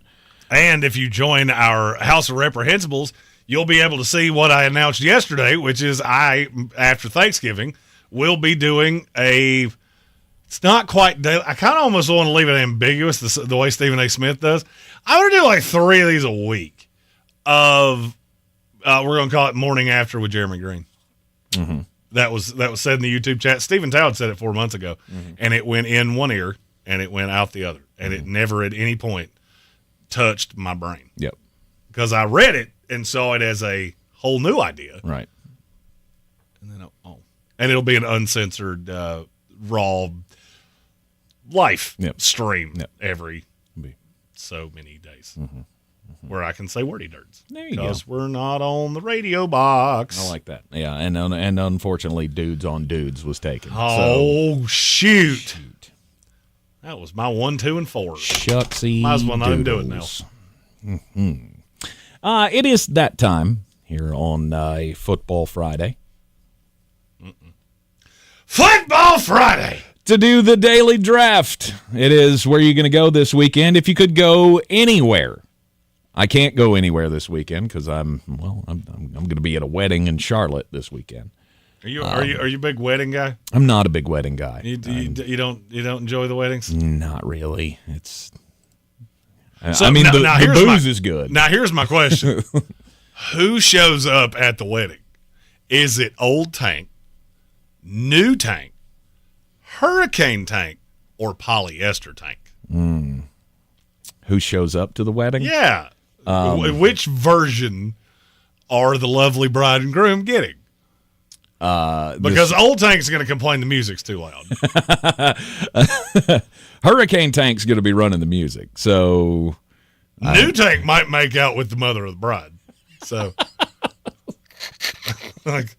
she's my aunt, so I don't think that's going to happen. Mother of the groom then had a 50-50 shot of that, didn't I? Yeah. Yeah, no, I will not be making out with mother of the bride. Actually, you know what? It's funnier the other way. Let's go. We're going back. No, you know who shows up for this wedding? Robbie. Robbie shows up for this wedding, and I think it's the first time you've ever said your real name on this show. Probably so. I was hoping it was Polyester Tank who would show up in a blue leisure suit asking people if they wanted to pick a card, any card, or smell my flower that's in my lapel. It would be real nice if Hurricane Tank could show up during this wedding, but I will not embarrass my family like that. Oh yeah, Hurricane Tank's blistered before the vows start. Hurricane Tank and Everyday Jeremy have more in common with each other. We'll also see how the rehearsal dinner at the brewery goes tonight to see just what kind of tank is going to show up at the wedding tomorrow. Was that the show name? I love the people that listen to this show. You're all just screwed up people, and I love it. I did just see that. Good for you, Gambit. Good for Gambit. I like it. There's points there. Yeah. We can't say that on the air, but if you're watching on YouTube, you know. This is one of the perks to watching on the YouTube stream, so you can see all of the comments that we can't say on the air. However, good for you, Gambit. All right, daily draft. Where would you go if you could go anywhere in the sports world this weekend? Jeremy, first pick. Oh, I have first pick? Does that belong to you? Yeah, I mean, I'll take it. Okay. Because my answer is very, very simple. Mm-hmm. I'm going Ole Miss, Georgia. Oh, you turd. Okay. First of all, it's a great game. Mm-hmm. That's the obvious. If you've never been to Vaught Hemingway Stadium in beautiful Oxford, Mississippi, I don't know where they get these women from. No clue. But it is just a slew of the most attractive people you ever see in your life. It is. I mean, SEC towns are different. I'm a 12 at Walmart. I'm a solid 7 about anywhere I go. I'm a 2.5 at Ole Miss. Like, I walk around like with a hunchback going, "Can I hold the back of your dress, please? Just so it doesn't lift as you go up the stairs." Do you wear your frat shirt to the parties For so you can? Sure.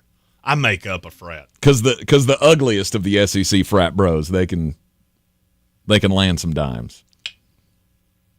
I learned some stuff in school. Mm-hmm. You've seen my wife. Mm-hmm. Coffee's for closers. I take mine with 2 creams. Right. I saw you gristle at I'm an everyday 7. I saw that look. I'm an everyday 7 because I sit in a room with you every day. No doubt. Okay? No doubt. I didn't say I was anywhere ranked close to you. I just 7. Are we sure? Yeah. Listen, Igor. You are the company you keep, and I'm competing with you and a guy whose legal name Very is true. Medusa. As long as I'm in the room next to you, 8. It's the cheerleader effect. Yes. Okay. That's game of the weekend. That is the game of the weekend. You are right. Now, I am really curious because I have a handful of others that I think are wildly entertaining. Mm-hmm. There's one that's very obvious. Detroit, Houston in the NFL. Okay, apparently there was not one that was very obvious. That wasn't one of your top games of the weekend? It was one of them. It was just not. You went in an order that both shocked and awed me. I mean, well, that's the number 1 game in the NFL in my eyes. So I would agree. There's no real contest there for any other NFL game to be considered. No contest? I don't believe so. I think there are several watchable games. Of course there are. But for number 1 pick consideration, that is the top NFL game of the week. It's can C.J. Stroud and company beat another contender? I don't feel like their track record with that is very good. And Detroit right now feels like the unstoppable force that I don't think that Houston team is really in their class. I don't. I feel like they're up there. Top power rankings in the NFL, Houston, Detroit, they're very, very close. But I'm almost feeling like Houston is one of those drop-off cases where here we have 3 contenders. Maybe it's just down to 2 contenders now after Baltimore's defense, pooed itself on national television last night. But Detroit is the number 1 far and away for me in the NFL right now. But I do think Houston has the capability to make that a game. Whether they will or not is another case. And then I'm not passing up the chance to go to Tiger Stadium. That was the one that I thought was the obvious. I mean, it is quite obvious. That is the number 2 game in the college ranks, but I had to get the number 1 NFL game out of the way. Then let me have the number 2 game in college football as number 11 Alabama goes down to Death Valley to take on LSU. Detroit fan man in our YouTube chat kind of went where I went with what you said about that being the no doubt obvious one. Mm-hmm. He said, without Nico and that Swiss cheese offensive line, what is even the hope for Houston? I don't have much of one. That's why I was shocked he took it first. Mm-hmm. Now, you got to the one that you should have taken first. Right. If you wanted to take that one second, I guess I understand kind of, because I don't. I mean, we're making that it's like a fantasy draft, obviously. We're making it at the turn. It doesn't really matter which one you take first. Well, and I get that, but I feel like you took that over an NFL game that makes infinitely more sense. The Steelers-Commanders. Okay. I think you got locked on I'm taking the two best teams. Detroit is going to mush C.J. Stroud's face for 60 minutes. Mm-hmm. Steelers-Commanders, do you have a path where this game finishes as more than a field goal? Because I don't. No, I cannot really find a path to that game not being really good and really close, mm-hmm. and I feel like it's going to tell you a lot about two probable playoff teams. I don't think I learn anything from Detroit-Houston. I already know I know Detroit's one flaw. I will be interested to see if Zadarius Smith helps that. I know Houston's flaw, and I don't think there is any helping that. Because now you don't have the over-the-top weapons, so I can just tee off on you the way the Jets did. Pittsburgh, Washington, on the other hand, that's a spicy meatball. And I am curious, can Pittsburgh keep winning games where they're at a talent deficit? Because you're on the road, mm-hmm. and they have the better quarterback. Mm-hmm. You have the better coach, and I think it's by a substantial amount. Although Dan Quinn has done a phenomenal job with that defense. That, to me, is the NFL game of the week. Okay. Pittsburgh, Washington. Now I have to decide which one won't come back to me. I know one of the ones I really want will. I'm taking your game. Oh. Tampa Bay hosting the San Francisco 49ers. For almost the same reason of what I just said with Steelers-Commanders. I don't see a path to that being a blowout. I think that's two really competitive games, mm-hmm. and that will tell me probably everything I need to know about four potential playoff teams. Right now, Tampa Bay and San Francisco wouldn't be in. I also kind of feel like this is an elimination game. Mm-hmm. Because neither one of you are good enough to run the table. If you walk out of this with a loss, you're 4-6. Good luck. Because that means you're not winning that division. No, I that agree. would put you, if Atlanta wins this week, that'd put you 4 full games behind them. Mm-hmm. You're not coming back from that. And you're not getting a wild card berth here. Not in the NFC. You got too many teams that are in the same division that are good. Mm-hmm. Those are I shouldn't say they're the best games. They're the most impactful. And that just means more to me. Detroit could win by 50 points. It doesn't change how I feel about them. Mm-hmm. They could lose to Houston. Doesn't change how I feel about them. Now, if you've listened to the show for any period of time, you should hold on to your keisters, because every time I've ever said that, something horrible has happened to the team I just said. That couldn't possibly change my opinion. So let's knock on wood that doesn't happen to Detroit. Yeah. You're in the Sportsocracy, and this is ESPN Asheville. We're going to take a quick break here in the Daily Draft, brought to you by Dale's Pale Ale. Where would you go if you could go anywhere in the sports world this weekend? So far, we got Ole Miss, Georgia in the Flostradamus camp. He's got Pittsburgh, Washington, and he's got Tampa Bay, San Francisco. I took both of your teams. Mm-hmm. You did. Because I am savage ruthless. I got Detroit, Houston, and Bama, LSU. What other games of interest are there? We'll talk about them up next. Your ideal vacation? The beach? The mountains? The big city? We've got a better idea. An inflation vacation. Your chance to beat high prices with $1,000. A $1,000 inflation vacation from ESPN Asheville. Explore a career as a correctional officer. NC Department of Adult Correction is hiring with a $10,000 sign-on bonus. Becoming a correctional officer can be a rewarding first step along a criminal justice career. Visit dac.nc.gov/co jobs. What if you could hear your favorite song for the first time again? Introducing the all-new, reimagined Nissan Kicks. With an available Bose Personal Plus sound system that uses speakers in the headrest to create a 360-degree listening experience.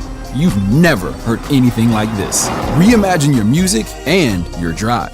Experience the all-new, reimagined Nissan Kicks for yourself at nissanusa.com today. Available feature. Bose is a registered trademark of the Bose Corporation. Find a career opportunity at the WNC Mountain Strong Career Fair. Employers in Western North Carolina are looking for qualified candidates like you. More than 60 companies will be hiring for jobs in our area. Find your future at the WNC Mountain Strong Career Fair on Friday, November 8th from 10 to 4 at Harris Cherokee Center, Asheville. Free parking vouchers and free community resources on site. Learn more at ashevillechamber.org/jobs. That's ashevillechamber.org/jobs. Storm Pro Solution is here to help you in your time of need, providing top roofing and water damage restoration services, tree removals, and storm damage assessments. Call Storm Pro Solution at 828-318-7096. The Salvation Army of Asheville is calling on you to spread love beyond Christmas this holiday season. Your help and kindness is needed now more than ever. By volunteering to ring bells at a store near you, you help to provide food, shelter, and hope to at-risk families in our community, and not just during the holidays, but all year long. It's easy to volunteer. Just head to registertoring.com and sign up today. That's registertoring.com. Let's spread love beyond Christmas, one ring at a time. Do better, be better every day. That's the Parks Promise. Our mission, to improve lives with every interaction. This is JW, General Manager at Parks Ford Hendersonville. Experience the Parks Promise today at parksfordhendersonville.com. That's parksfordhendersonville.com. Did you know that Ingalls sells more organics than any other store? Or that they run their own dairy? Or that they only serve USDA choice and prime meat? Did you know that they have more local craft beer than any place else? Or that they have Energy Smart stores? Or that they professionally slice and package imported cheese from Europe? Did you know about their giant international aisle, local farm partnerships, curbside pickup, wine department? Or that they donate 3,956 meals a day to local food banks? Well, now you do. It's all in the bag. Ingalls, low prices, love the savings. If you're looking to buy, sell, or invest in real estate in the mountains, you need to call the agents at Clarissa Sells WNC, brokered by eXp Realty. Check us out online at clarissasellswnc.com. Download our free app on Google Play or the App Store. Type in Asheville Home Search. You'll be able to connect with our team and see all the available homes for sale in our area. For more information, contact us today at 828-774-6343 or clarissasellswnc@gmail.com.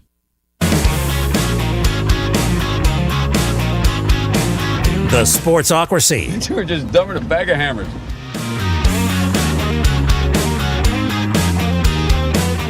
We're back at the Sportsocracy on ESPN Asheville. It is daily draft time. Where would you go this weekend if you could go anywhere? And it's real slam now.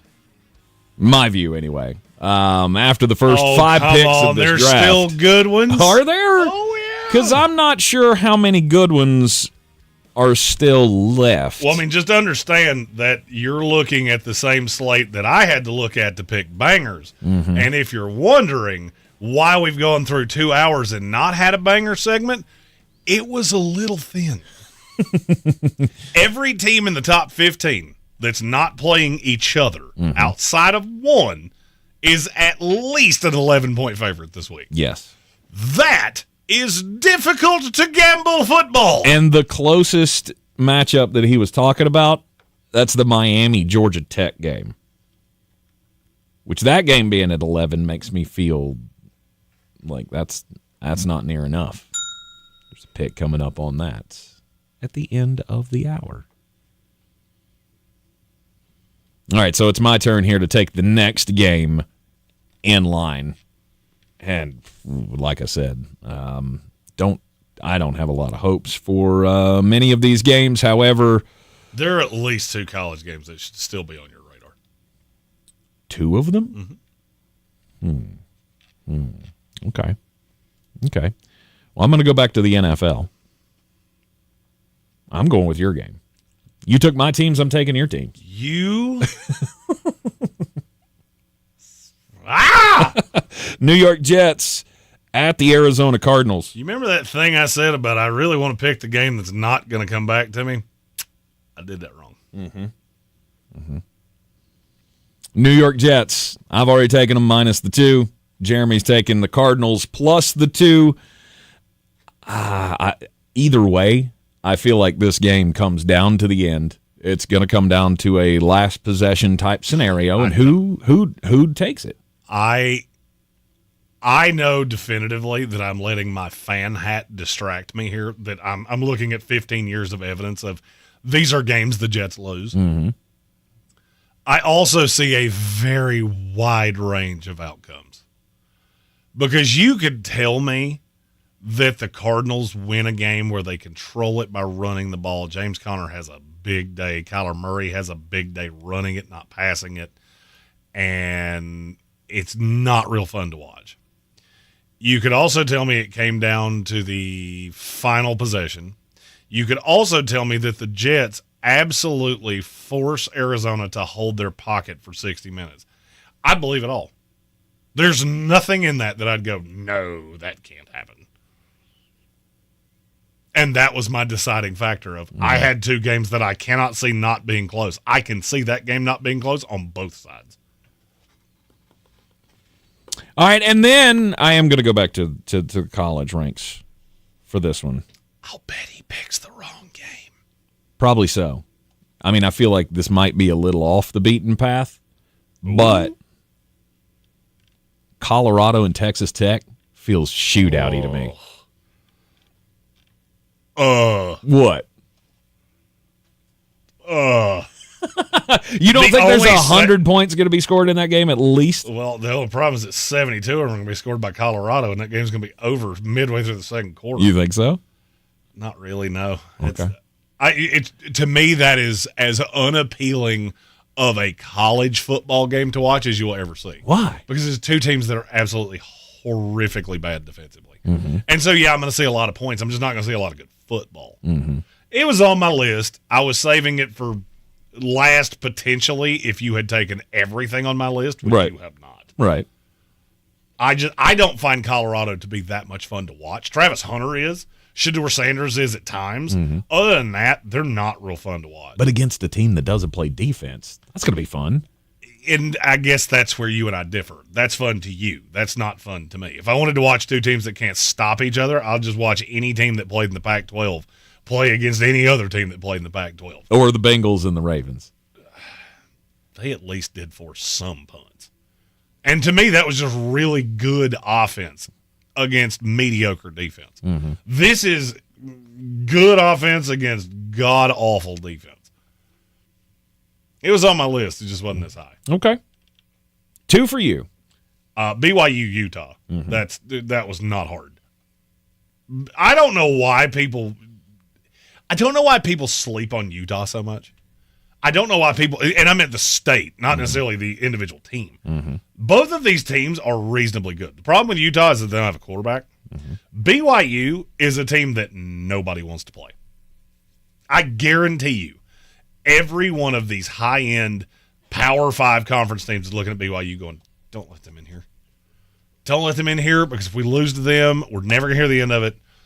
And we probably wouldn't, but we could. Mm-hmm. And if you look at BYU's schedule, first of all, there's a rivalry game. Second of all, there's not a team on their schedule left that they could lose to. So if they win this, they're going to go undefeated. And they'll play in the Big 12 title game. And they probably will make the playoff regardless. Mm-hmm. Even if they don't win that, they probably make it regardless. This is the this is the Beehive Boot game? Is that the right rivalry game? Well, I have several other names for it, but at least a handful of them will get me fired. The Fourth Wide Bowl. Don't do that. I did it. Hey, it's not, no judgment. Mm-hmm. I struggle to keep one wife happy. Y'all are out here with 7. Whatever. To me, that is a very impactful game for the rest of the season, for the rest of the college football season. Right. Even if it's not necessarily the most fun to watch. Now, I don't know if you feel the same way I do, but I feel like you have taken every game off the board in the NFL. Yes. There is not one left that I have any interest in whatsoever. No, not necessarily. Do you have a whole lot of interest in anything else in the top 25? No. I have one, but I'm not going to be sad if you take it. Okay. So I'm going to go off the board. And if you had told me before the season that I would be saying what I'm getting ready to say, I would have said you need to lay off the crimes, Cheech. I'm going South Carolina Vanderbilt. Okay. 2 SEC also rans that are both bowl eligible. South Carolina's not yet, but they will be. Mm-hmm. And to me, South Carolina plays a really fun to watch brand of football. I thought that when we went down there, and then obviously watching them beat the bejeebers out of Texas A&M. Mm-hmm. Vanderbilt's kind of fun to watch too. Not because either one of them is crazy talented, but because you can see what their two coaches are building. And I really do think both of these teams are,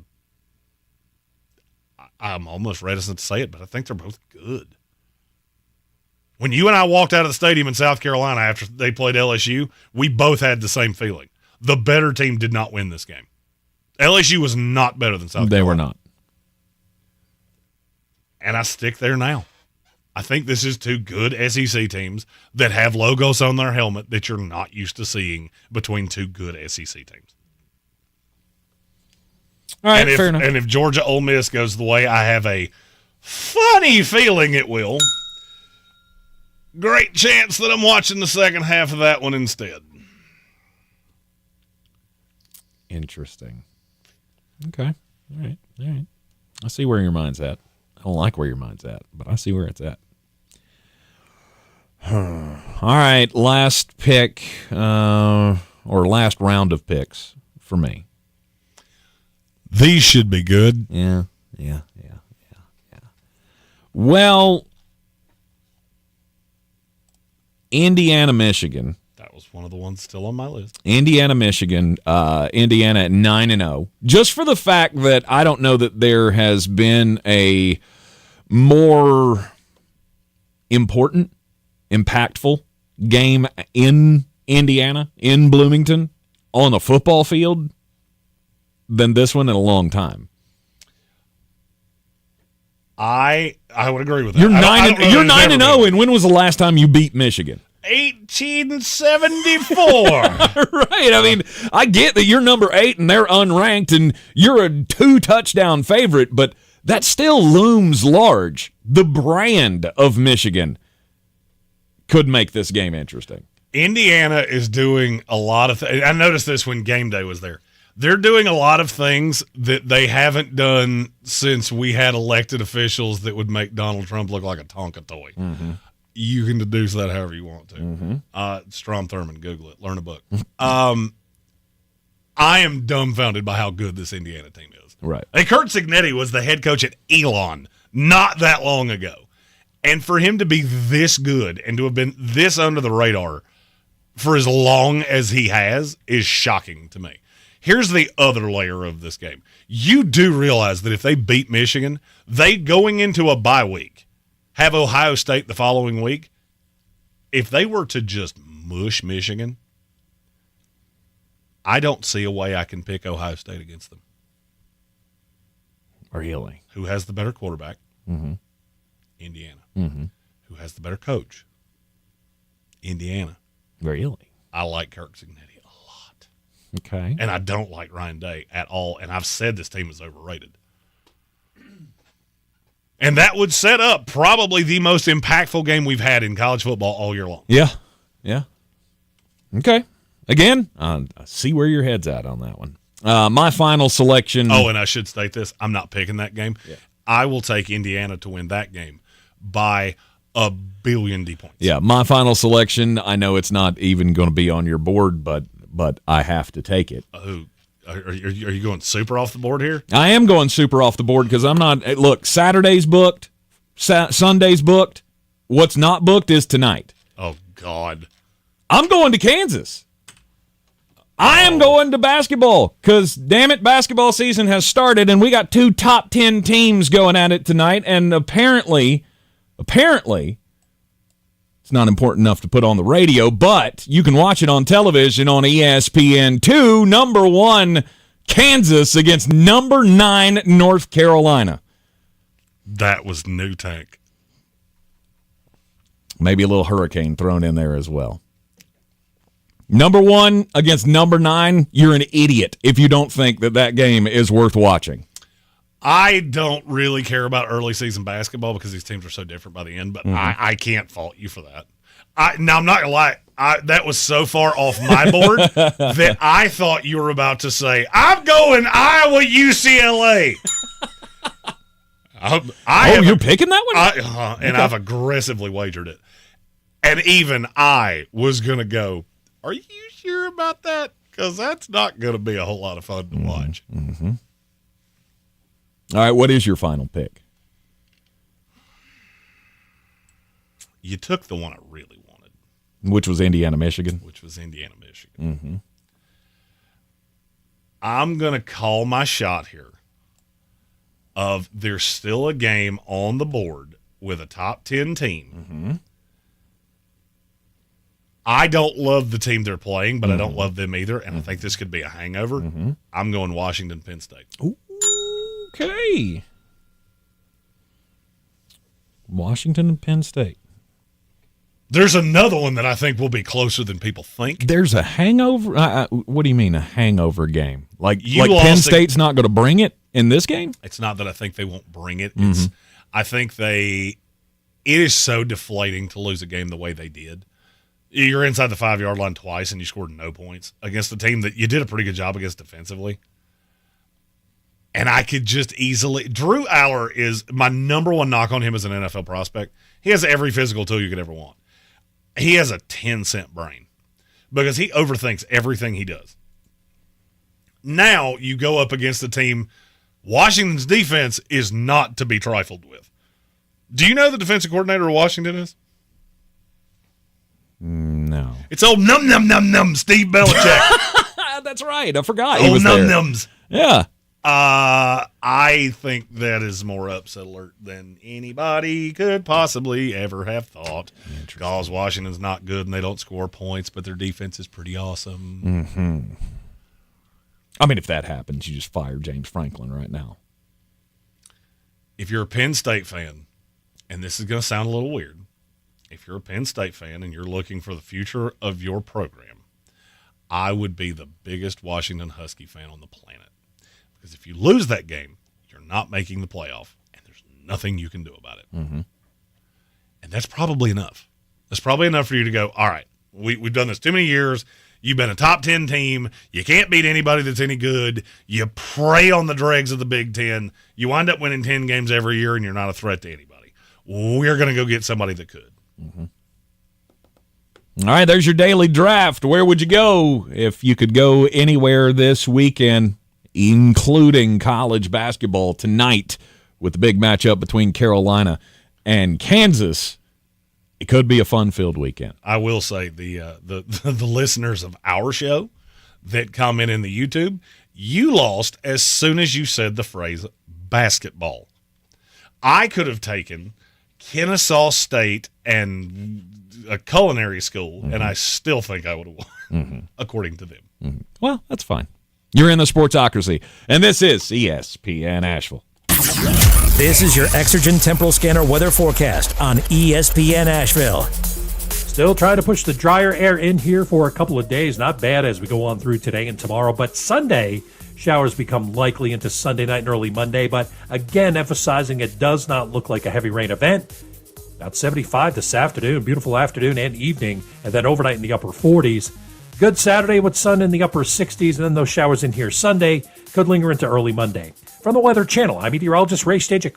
This report is sponsored by Lowe's. As we're recovering from Hurricane Helene, count on Lowe's for help with cleanup and repair. With necessities like roofing, lumber, and electrical in the quantities you need. Visit Lowe's in-store or online to find out about relief efforts in your area or get emergency supplies now. Nothing says welcome home like insanely clean carpets from Zero Res Carpet and Air Duct Cleaning. For a limited time, get 3 rooms cleaned for just $129. Easily schedule your cleaning online at ZeroResAsheville.com. Asheville Smiles has been featured in national publications like Good Housekeeping and Woman's Day. And check out this 5-star Google review. My dental experience was wonderful. I cannot say enough about Dr. Merrill and her amazing team at Asheville Smiles Cosmetic and Family Dentistry. Dr. Merrill took time to explain everything. She made me feel relaxed and confident that I was in good hands. I apologize for those tears at your office. Those were tears of joy. Thank you all so much, and thank you, Dr. Merrill, for the hope to get my smile back.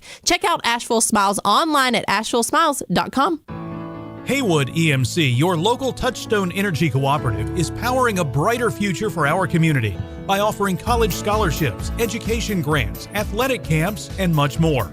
Serving the rural residents of Western North Carolina with affordable, reliable, safe services and open communications for over 80 years. Learn all of the ways Haywood EMC is working in the community at haywoodemc.com/community. Need batteries? Don't overpay at big box stores. Shop locally owned Rainy Battery for the lowest prices on all your battery needs. From watch to heavy equipment batteries, Rainy Battery has you covered. Boats, RVs, cars, trucks, golf carts, and so much more. Get brands you know and trust like AC Delco, Motorcraft for the lowest prices, plus custom battery cables made in-house. Go to rainybattery.com or stop in today for a quote. That's rainybattery.com. Showtime Sports and Mountain Graphics have teamed up under new ownership by an Asheville native to better serve our community with the finest custom apparel and unique branded items at the best price. Showtime Sports and Mountain Graphics can customize whatever you, your team, business, or local group may need through high-quality screen printing, embroidery, and laser engraving right here in Asheville. Free personal delivery within Buncombe County and a reduced delivery fee anywhere in Western North Carolina. Visit ShowtimeSportsAVL.com and MountainGraphicsAVL.com. Your one-stop custom apparel shops. This is J.W. Whitley with Parks Ford of Hendersonville. I'm so excited to introduce you to this month's Parks Community Hero, Meals on Wheels. Meals on Wheels, with the help of numerous volunteers, delivers nutritious meals and friendly conversation to homebound seniors. Throughout their meal delivery program, you can help seniors keep their independence. To get involved, visit MOWABC.com. Thank you to Meals on Wheels and congratulations, our Parks Community Hero. Experience the Parks Promise today at parksfordhendersonville.com.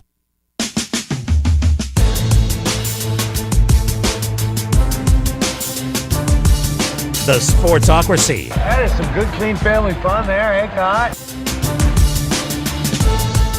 Back on ESPN Asheville, it is the Sportsocracy. Yes, not everybody is down with the with the basketball. I get it. Sir Jimothy did say that. How do you choose basketball in that? Because Irwin and Reynolds would spank that like a red-headed stepmom, and I can't disagree. I mean, I don't know the reference. I think you messed up some words there. All those words make sense, but not in the order that you put them in.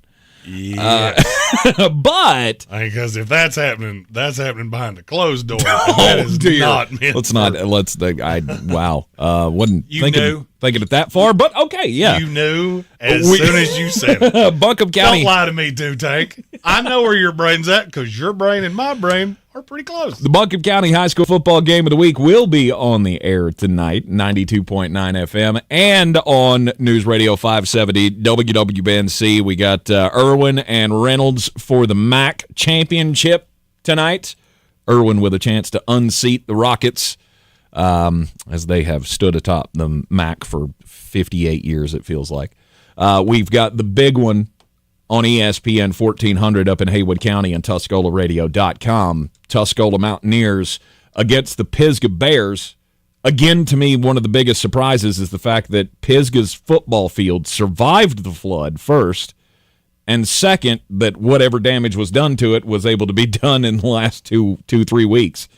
To be able to play that game at Pisgah, that's going to be a huge night tonight in Canton for that community to come together for the great American rivalry that is Tuscola and Pisgah on AM 1400 and TuscolaRadio.com. Now, the rest of the games in the Week 10 slate in the NFL. One more 425 game. The NFC East showdown between Cooper Rush. There we go. One job, Jeremy. Cooper Rush and the Dallas The lead up Cowboys. to that was just real long, and I got ADHD. I didn't take my medicine this morning, and I was sitting over here singing in my head. Cooper Rush and the Dallas Cowboys hosting the Philadelphia Eagles. The Eagles are a 7.5-point favorite. Nick Sirianni, will he find a way? Yes, to Eagles. Screw this up. Eagles by a lot.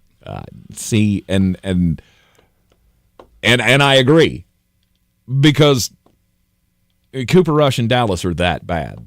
I tried thinking about this in the sense of maybe Nick Sirianni finds a way to screw this up once again, and Mike McCarthy is the better coach, but he's not great. Oh, you want me to shut that down? Because I can. Mm-hmm. The three best offensive weapons for the Philadelphia Eagles are who? Saquon Barkley, one. Saquon. A.J. Brown. And Devontae Smith. The three best offensive weapons for the Dallas Cowboys are who? Rico Dowdle. Oh, you forgot CeeDee Lamb. Oh, yeah, sorry. CeeDee Lamb. Who may or may not play. Rico Dowdle. Jalen Tolbert. And Jacob Turd Ferguson. Yeah, I'm going to pass. I'm going to pass on watching it. I'm going to pass on taking that as a dog. I very comfortably will go Philadelphia Eagles. This feels like a squish spot of, all right, we can mess around with other people. The Cowboys and the Giants are way closer to each other than you think. I've already watched Philadelphia squish the Giants like a bug, and they're going to do it again here. Mm-hmm. Over under the 43.5. Over for me. It feels like a trap. Under. Now, you really think this is like 30-3 kind of I think this is territory? You could tell me, what did you say the over-under was? It is 43.5. You could tell me the Philadelphia Eagles score 38 points, and I'm not sure I wouldn't still take the under. But the defense, they'll give up one score. Maybe two scores. Hold on. Would you like to hear my argument to that? Yeah. Oh, come on. Cooper Rush has won games before. Cooper Rush might be the only famous entity that ever sucked more than the band Rush. So, there's that. Sunday Night Football. I just watched blood come straight out of Tank's ear. Like, I get it. You like Rush. Bad music is your thing. You're a fan of it. You know me. We got a music thing like that.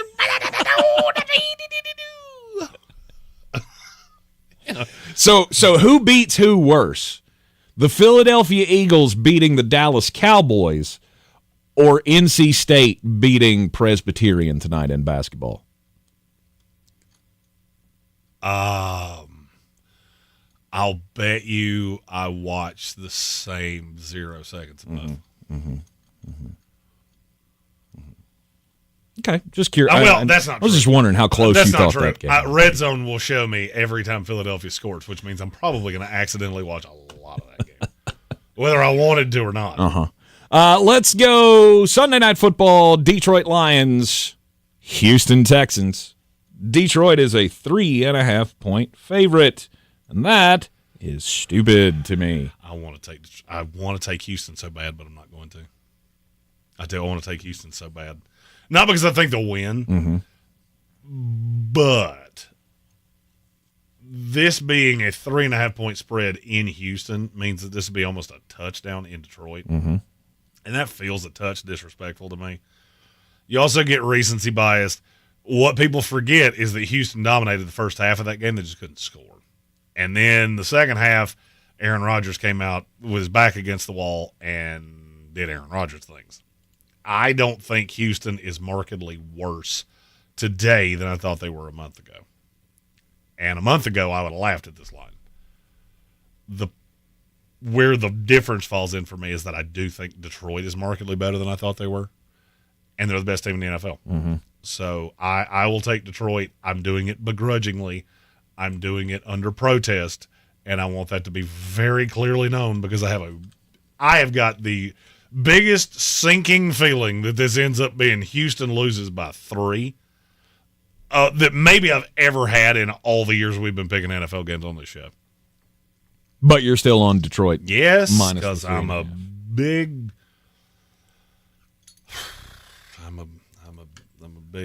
dum-dum. No, Is that where that's you're not going? the word I'm wanting to use. No. You know the word I'm wanting to use. Okay. Yeah. I can't, but I want to. Over under the 49. Oh, over. Easily over. I saw that number and went, are you smoking crack? They might do that in the first half. It's kind of where I'm at. I think there's going to be a lot of points scored, and I think there's a lot of points scored on one side. I think this is going to be a blowout. This is a great time to give you kind of a synopsis of, we do Battle for the Belt and all those things. The invites will be going out tomorrow. If you're playing DraftKings, you don't get Houston and Detroit in the millionaire. The highest spread of the week is the 50 in Tampa Bay, San Francisco. I've already told you I think that's a bait and switch. No other game is over 47.5, and that's Minnesota-Jacksonville. Mm-hmm.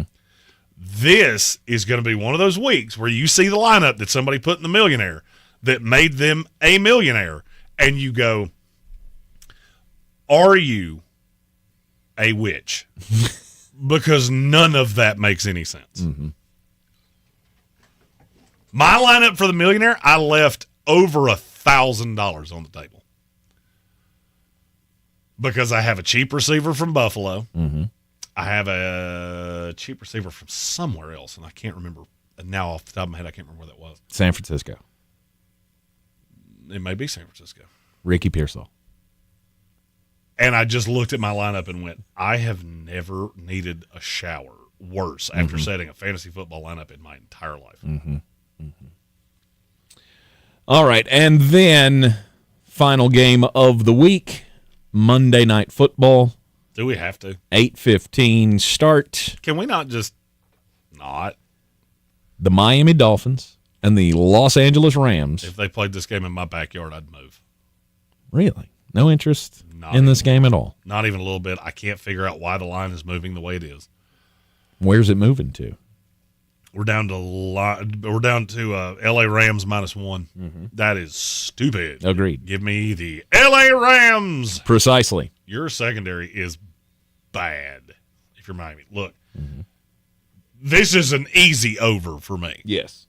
And that number's coming down, which I need. I need all of this explained to me super slowly because none of it makes a lick of sense.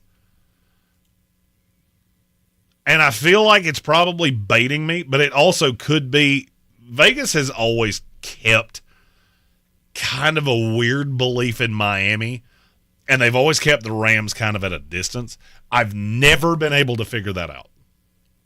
For basically the last 2 years, if you had swapped places of the Rams and Dolphins in the Vegas power rankings, you would be a wealthy, wealthy, wealthy individual. Because one of them has done a great job of stepping up in situations, and one of them has done a great job of losing to every competent team that they've ever played and not covering. Yes. But this team is also capable of scoring points.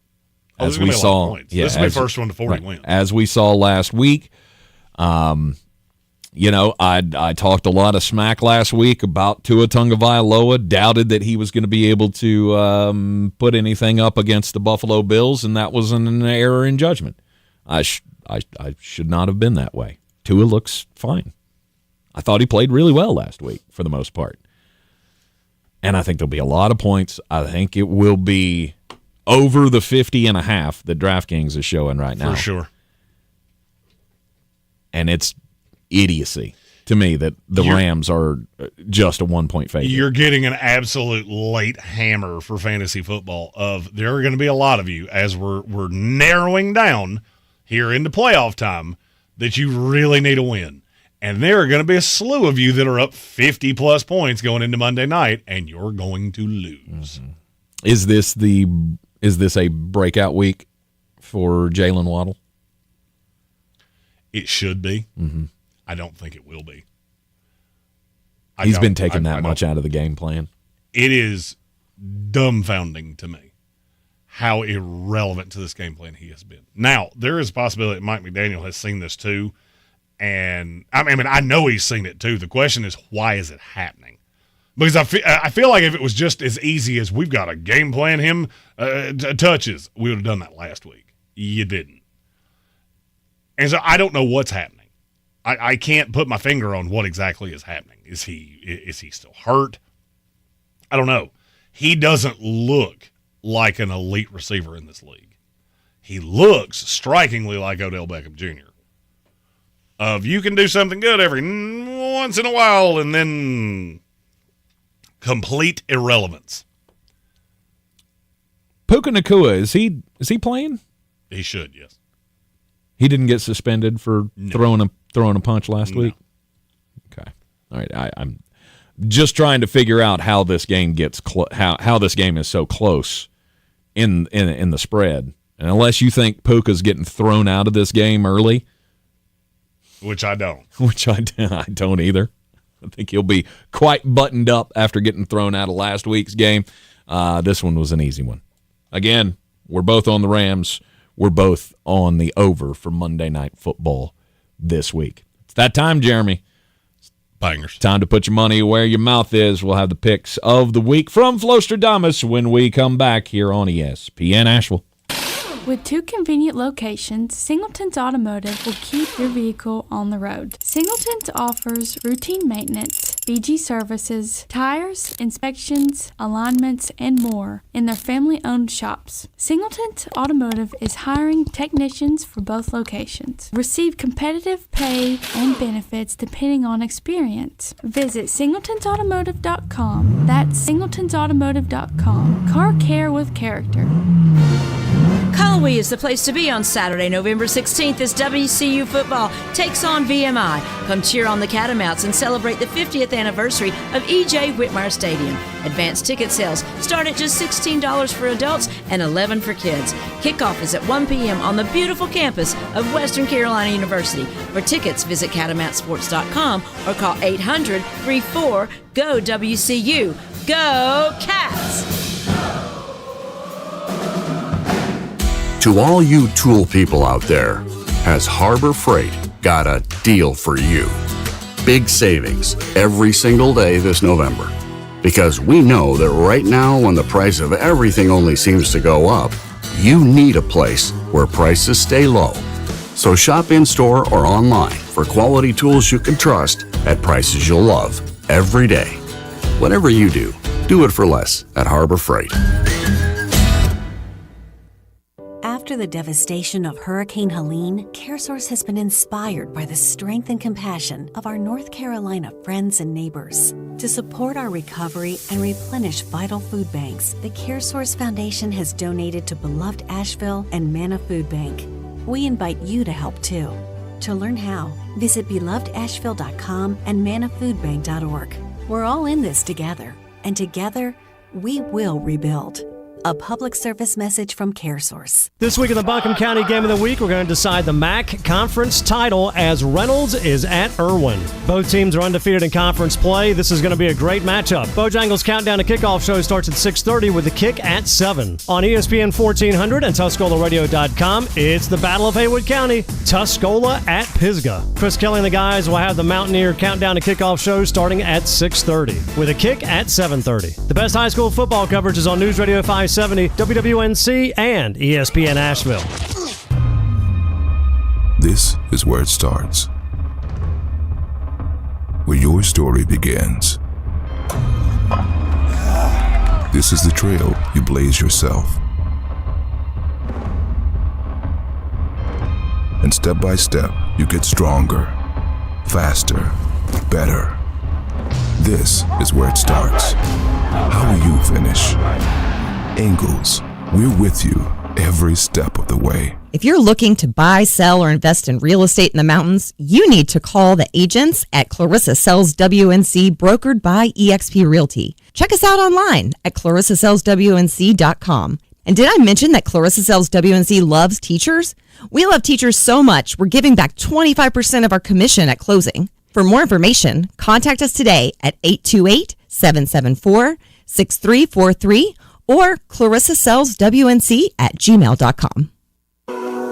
Coffee's for closers only. Get them the money. Then when you get the money, you get the power. That watch costs more than your car. Then when you get the power, then you get the woman. We had to dig a little deeper this week because this is an ugly week of college football, but I've got 9 picks. A lot of favorites, which I don't feel good about, but I do like the ones I've got. We start UCLA. It's only a 6.5-point dog against Iowa. UCLA's been good offensively, but if you really dig into that, it's been against a lot of teams that can't play defense. I got news for you. Iowa can, and they've got a running back that will hurt your feelings. Give me the Hawkeyes minus 6.5. Syracuse is a 2-point favorite at Boston College. The Boston College thing was fun when we thought Florida State was good, and then it kind of all came tumbling after pretty quick. Syracuse is actually good. They're well coached. They got a good quarterback. The one game against Pittsburgh notwithstanding, Syracuse should be at least a touchdown favorite in this game because they should have been a 2-touchdown favorite in New York. Give me the Orange minus 2. Liberty, 11.5-point favorite at Middle Tennessee. I get it. They lost last week to the Fighting Braun Breakers, and that was their first FBS win. That's called looking ahead. They will not be looking ahead this week, and they are going to hurt some Blue Raider feelings. Give me Liberty by a jillion. My favorite pick of the week, and it pains me to do this. The Georgia Bulldogs are a 2.5-point favorite at Ole Miss. I don't love Georgia, but Lane Kiffin is like the girlfriend that puts cigarettes out on your couch. You want to love her, you do, but every time you trust her, she lets you down and hooks up with the neighbor. And it's happening again. They're going to get their face mushed, and Jackson Dart and my hopes of him winning the Heisman and making me a millionaire will fade with it. Give me Georgia minus 2.5. Stop that stupid song that you... Give me my music. He needs this music. This one? Oh, you didn't know? Your ass better call somebody. Not just a dog, but a road dog, and this is a Jeremy duo. My school and my school. Florida State's a 26.5-point dog at Notre Dame. I know that they're bad. They're so bad. But 26.5 that's like what Central Michigan gets. And we have better players than that. Give me Florida State plus the 26.5. It doesn't make any sense, but we're doing it anyway. West Virginia's a 4-point dog at Cincinnati. West Virginia good, Cincinnati not. I'm catching points. I get them on the road. But Neil Brown is fighting for his job. Give me West Virginia plus the 4. They win outright. And then, you know it's coming. I couldn't have a week where I didn't do it. Underdog, underdog, underdog, underdog. Spade of lightning! Roar of thunder! Maryland's a 23.5-point dog at Oregon. I get it. Oregon is very good. Maryland scores a ton of points. Take the over. I don't care if they set it at 100. It's not enough. Give me Maryland plus the 23.5. Oregon wins comfortably, but they don't cover that number. And finally, we're playing neck all night long. Give me LSU plus the 2.5. It's Death Valley at night, and Alabama's not that good. I get it. You got housed by Texas A&M in the second half. I don't care. They're still good, and they're at home. LSU plus the 2.5. They win outright. Enjoy the football weekend. We'll be back here on Monday in the Bengals studio on ESPN Asheville to recap all of it.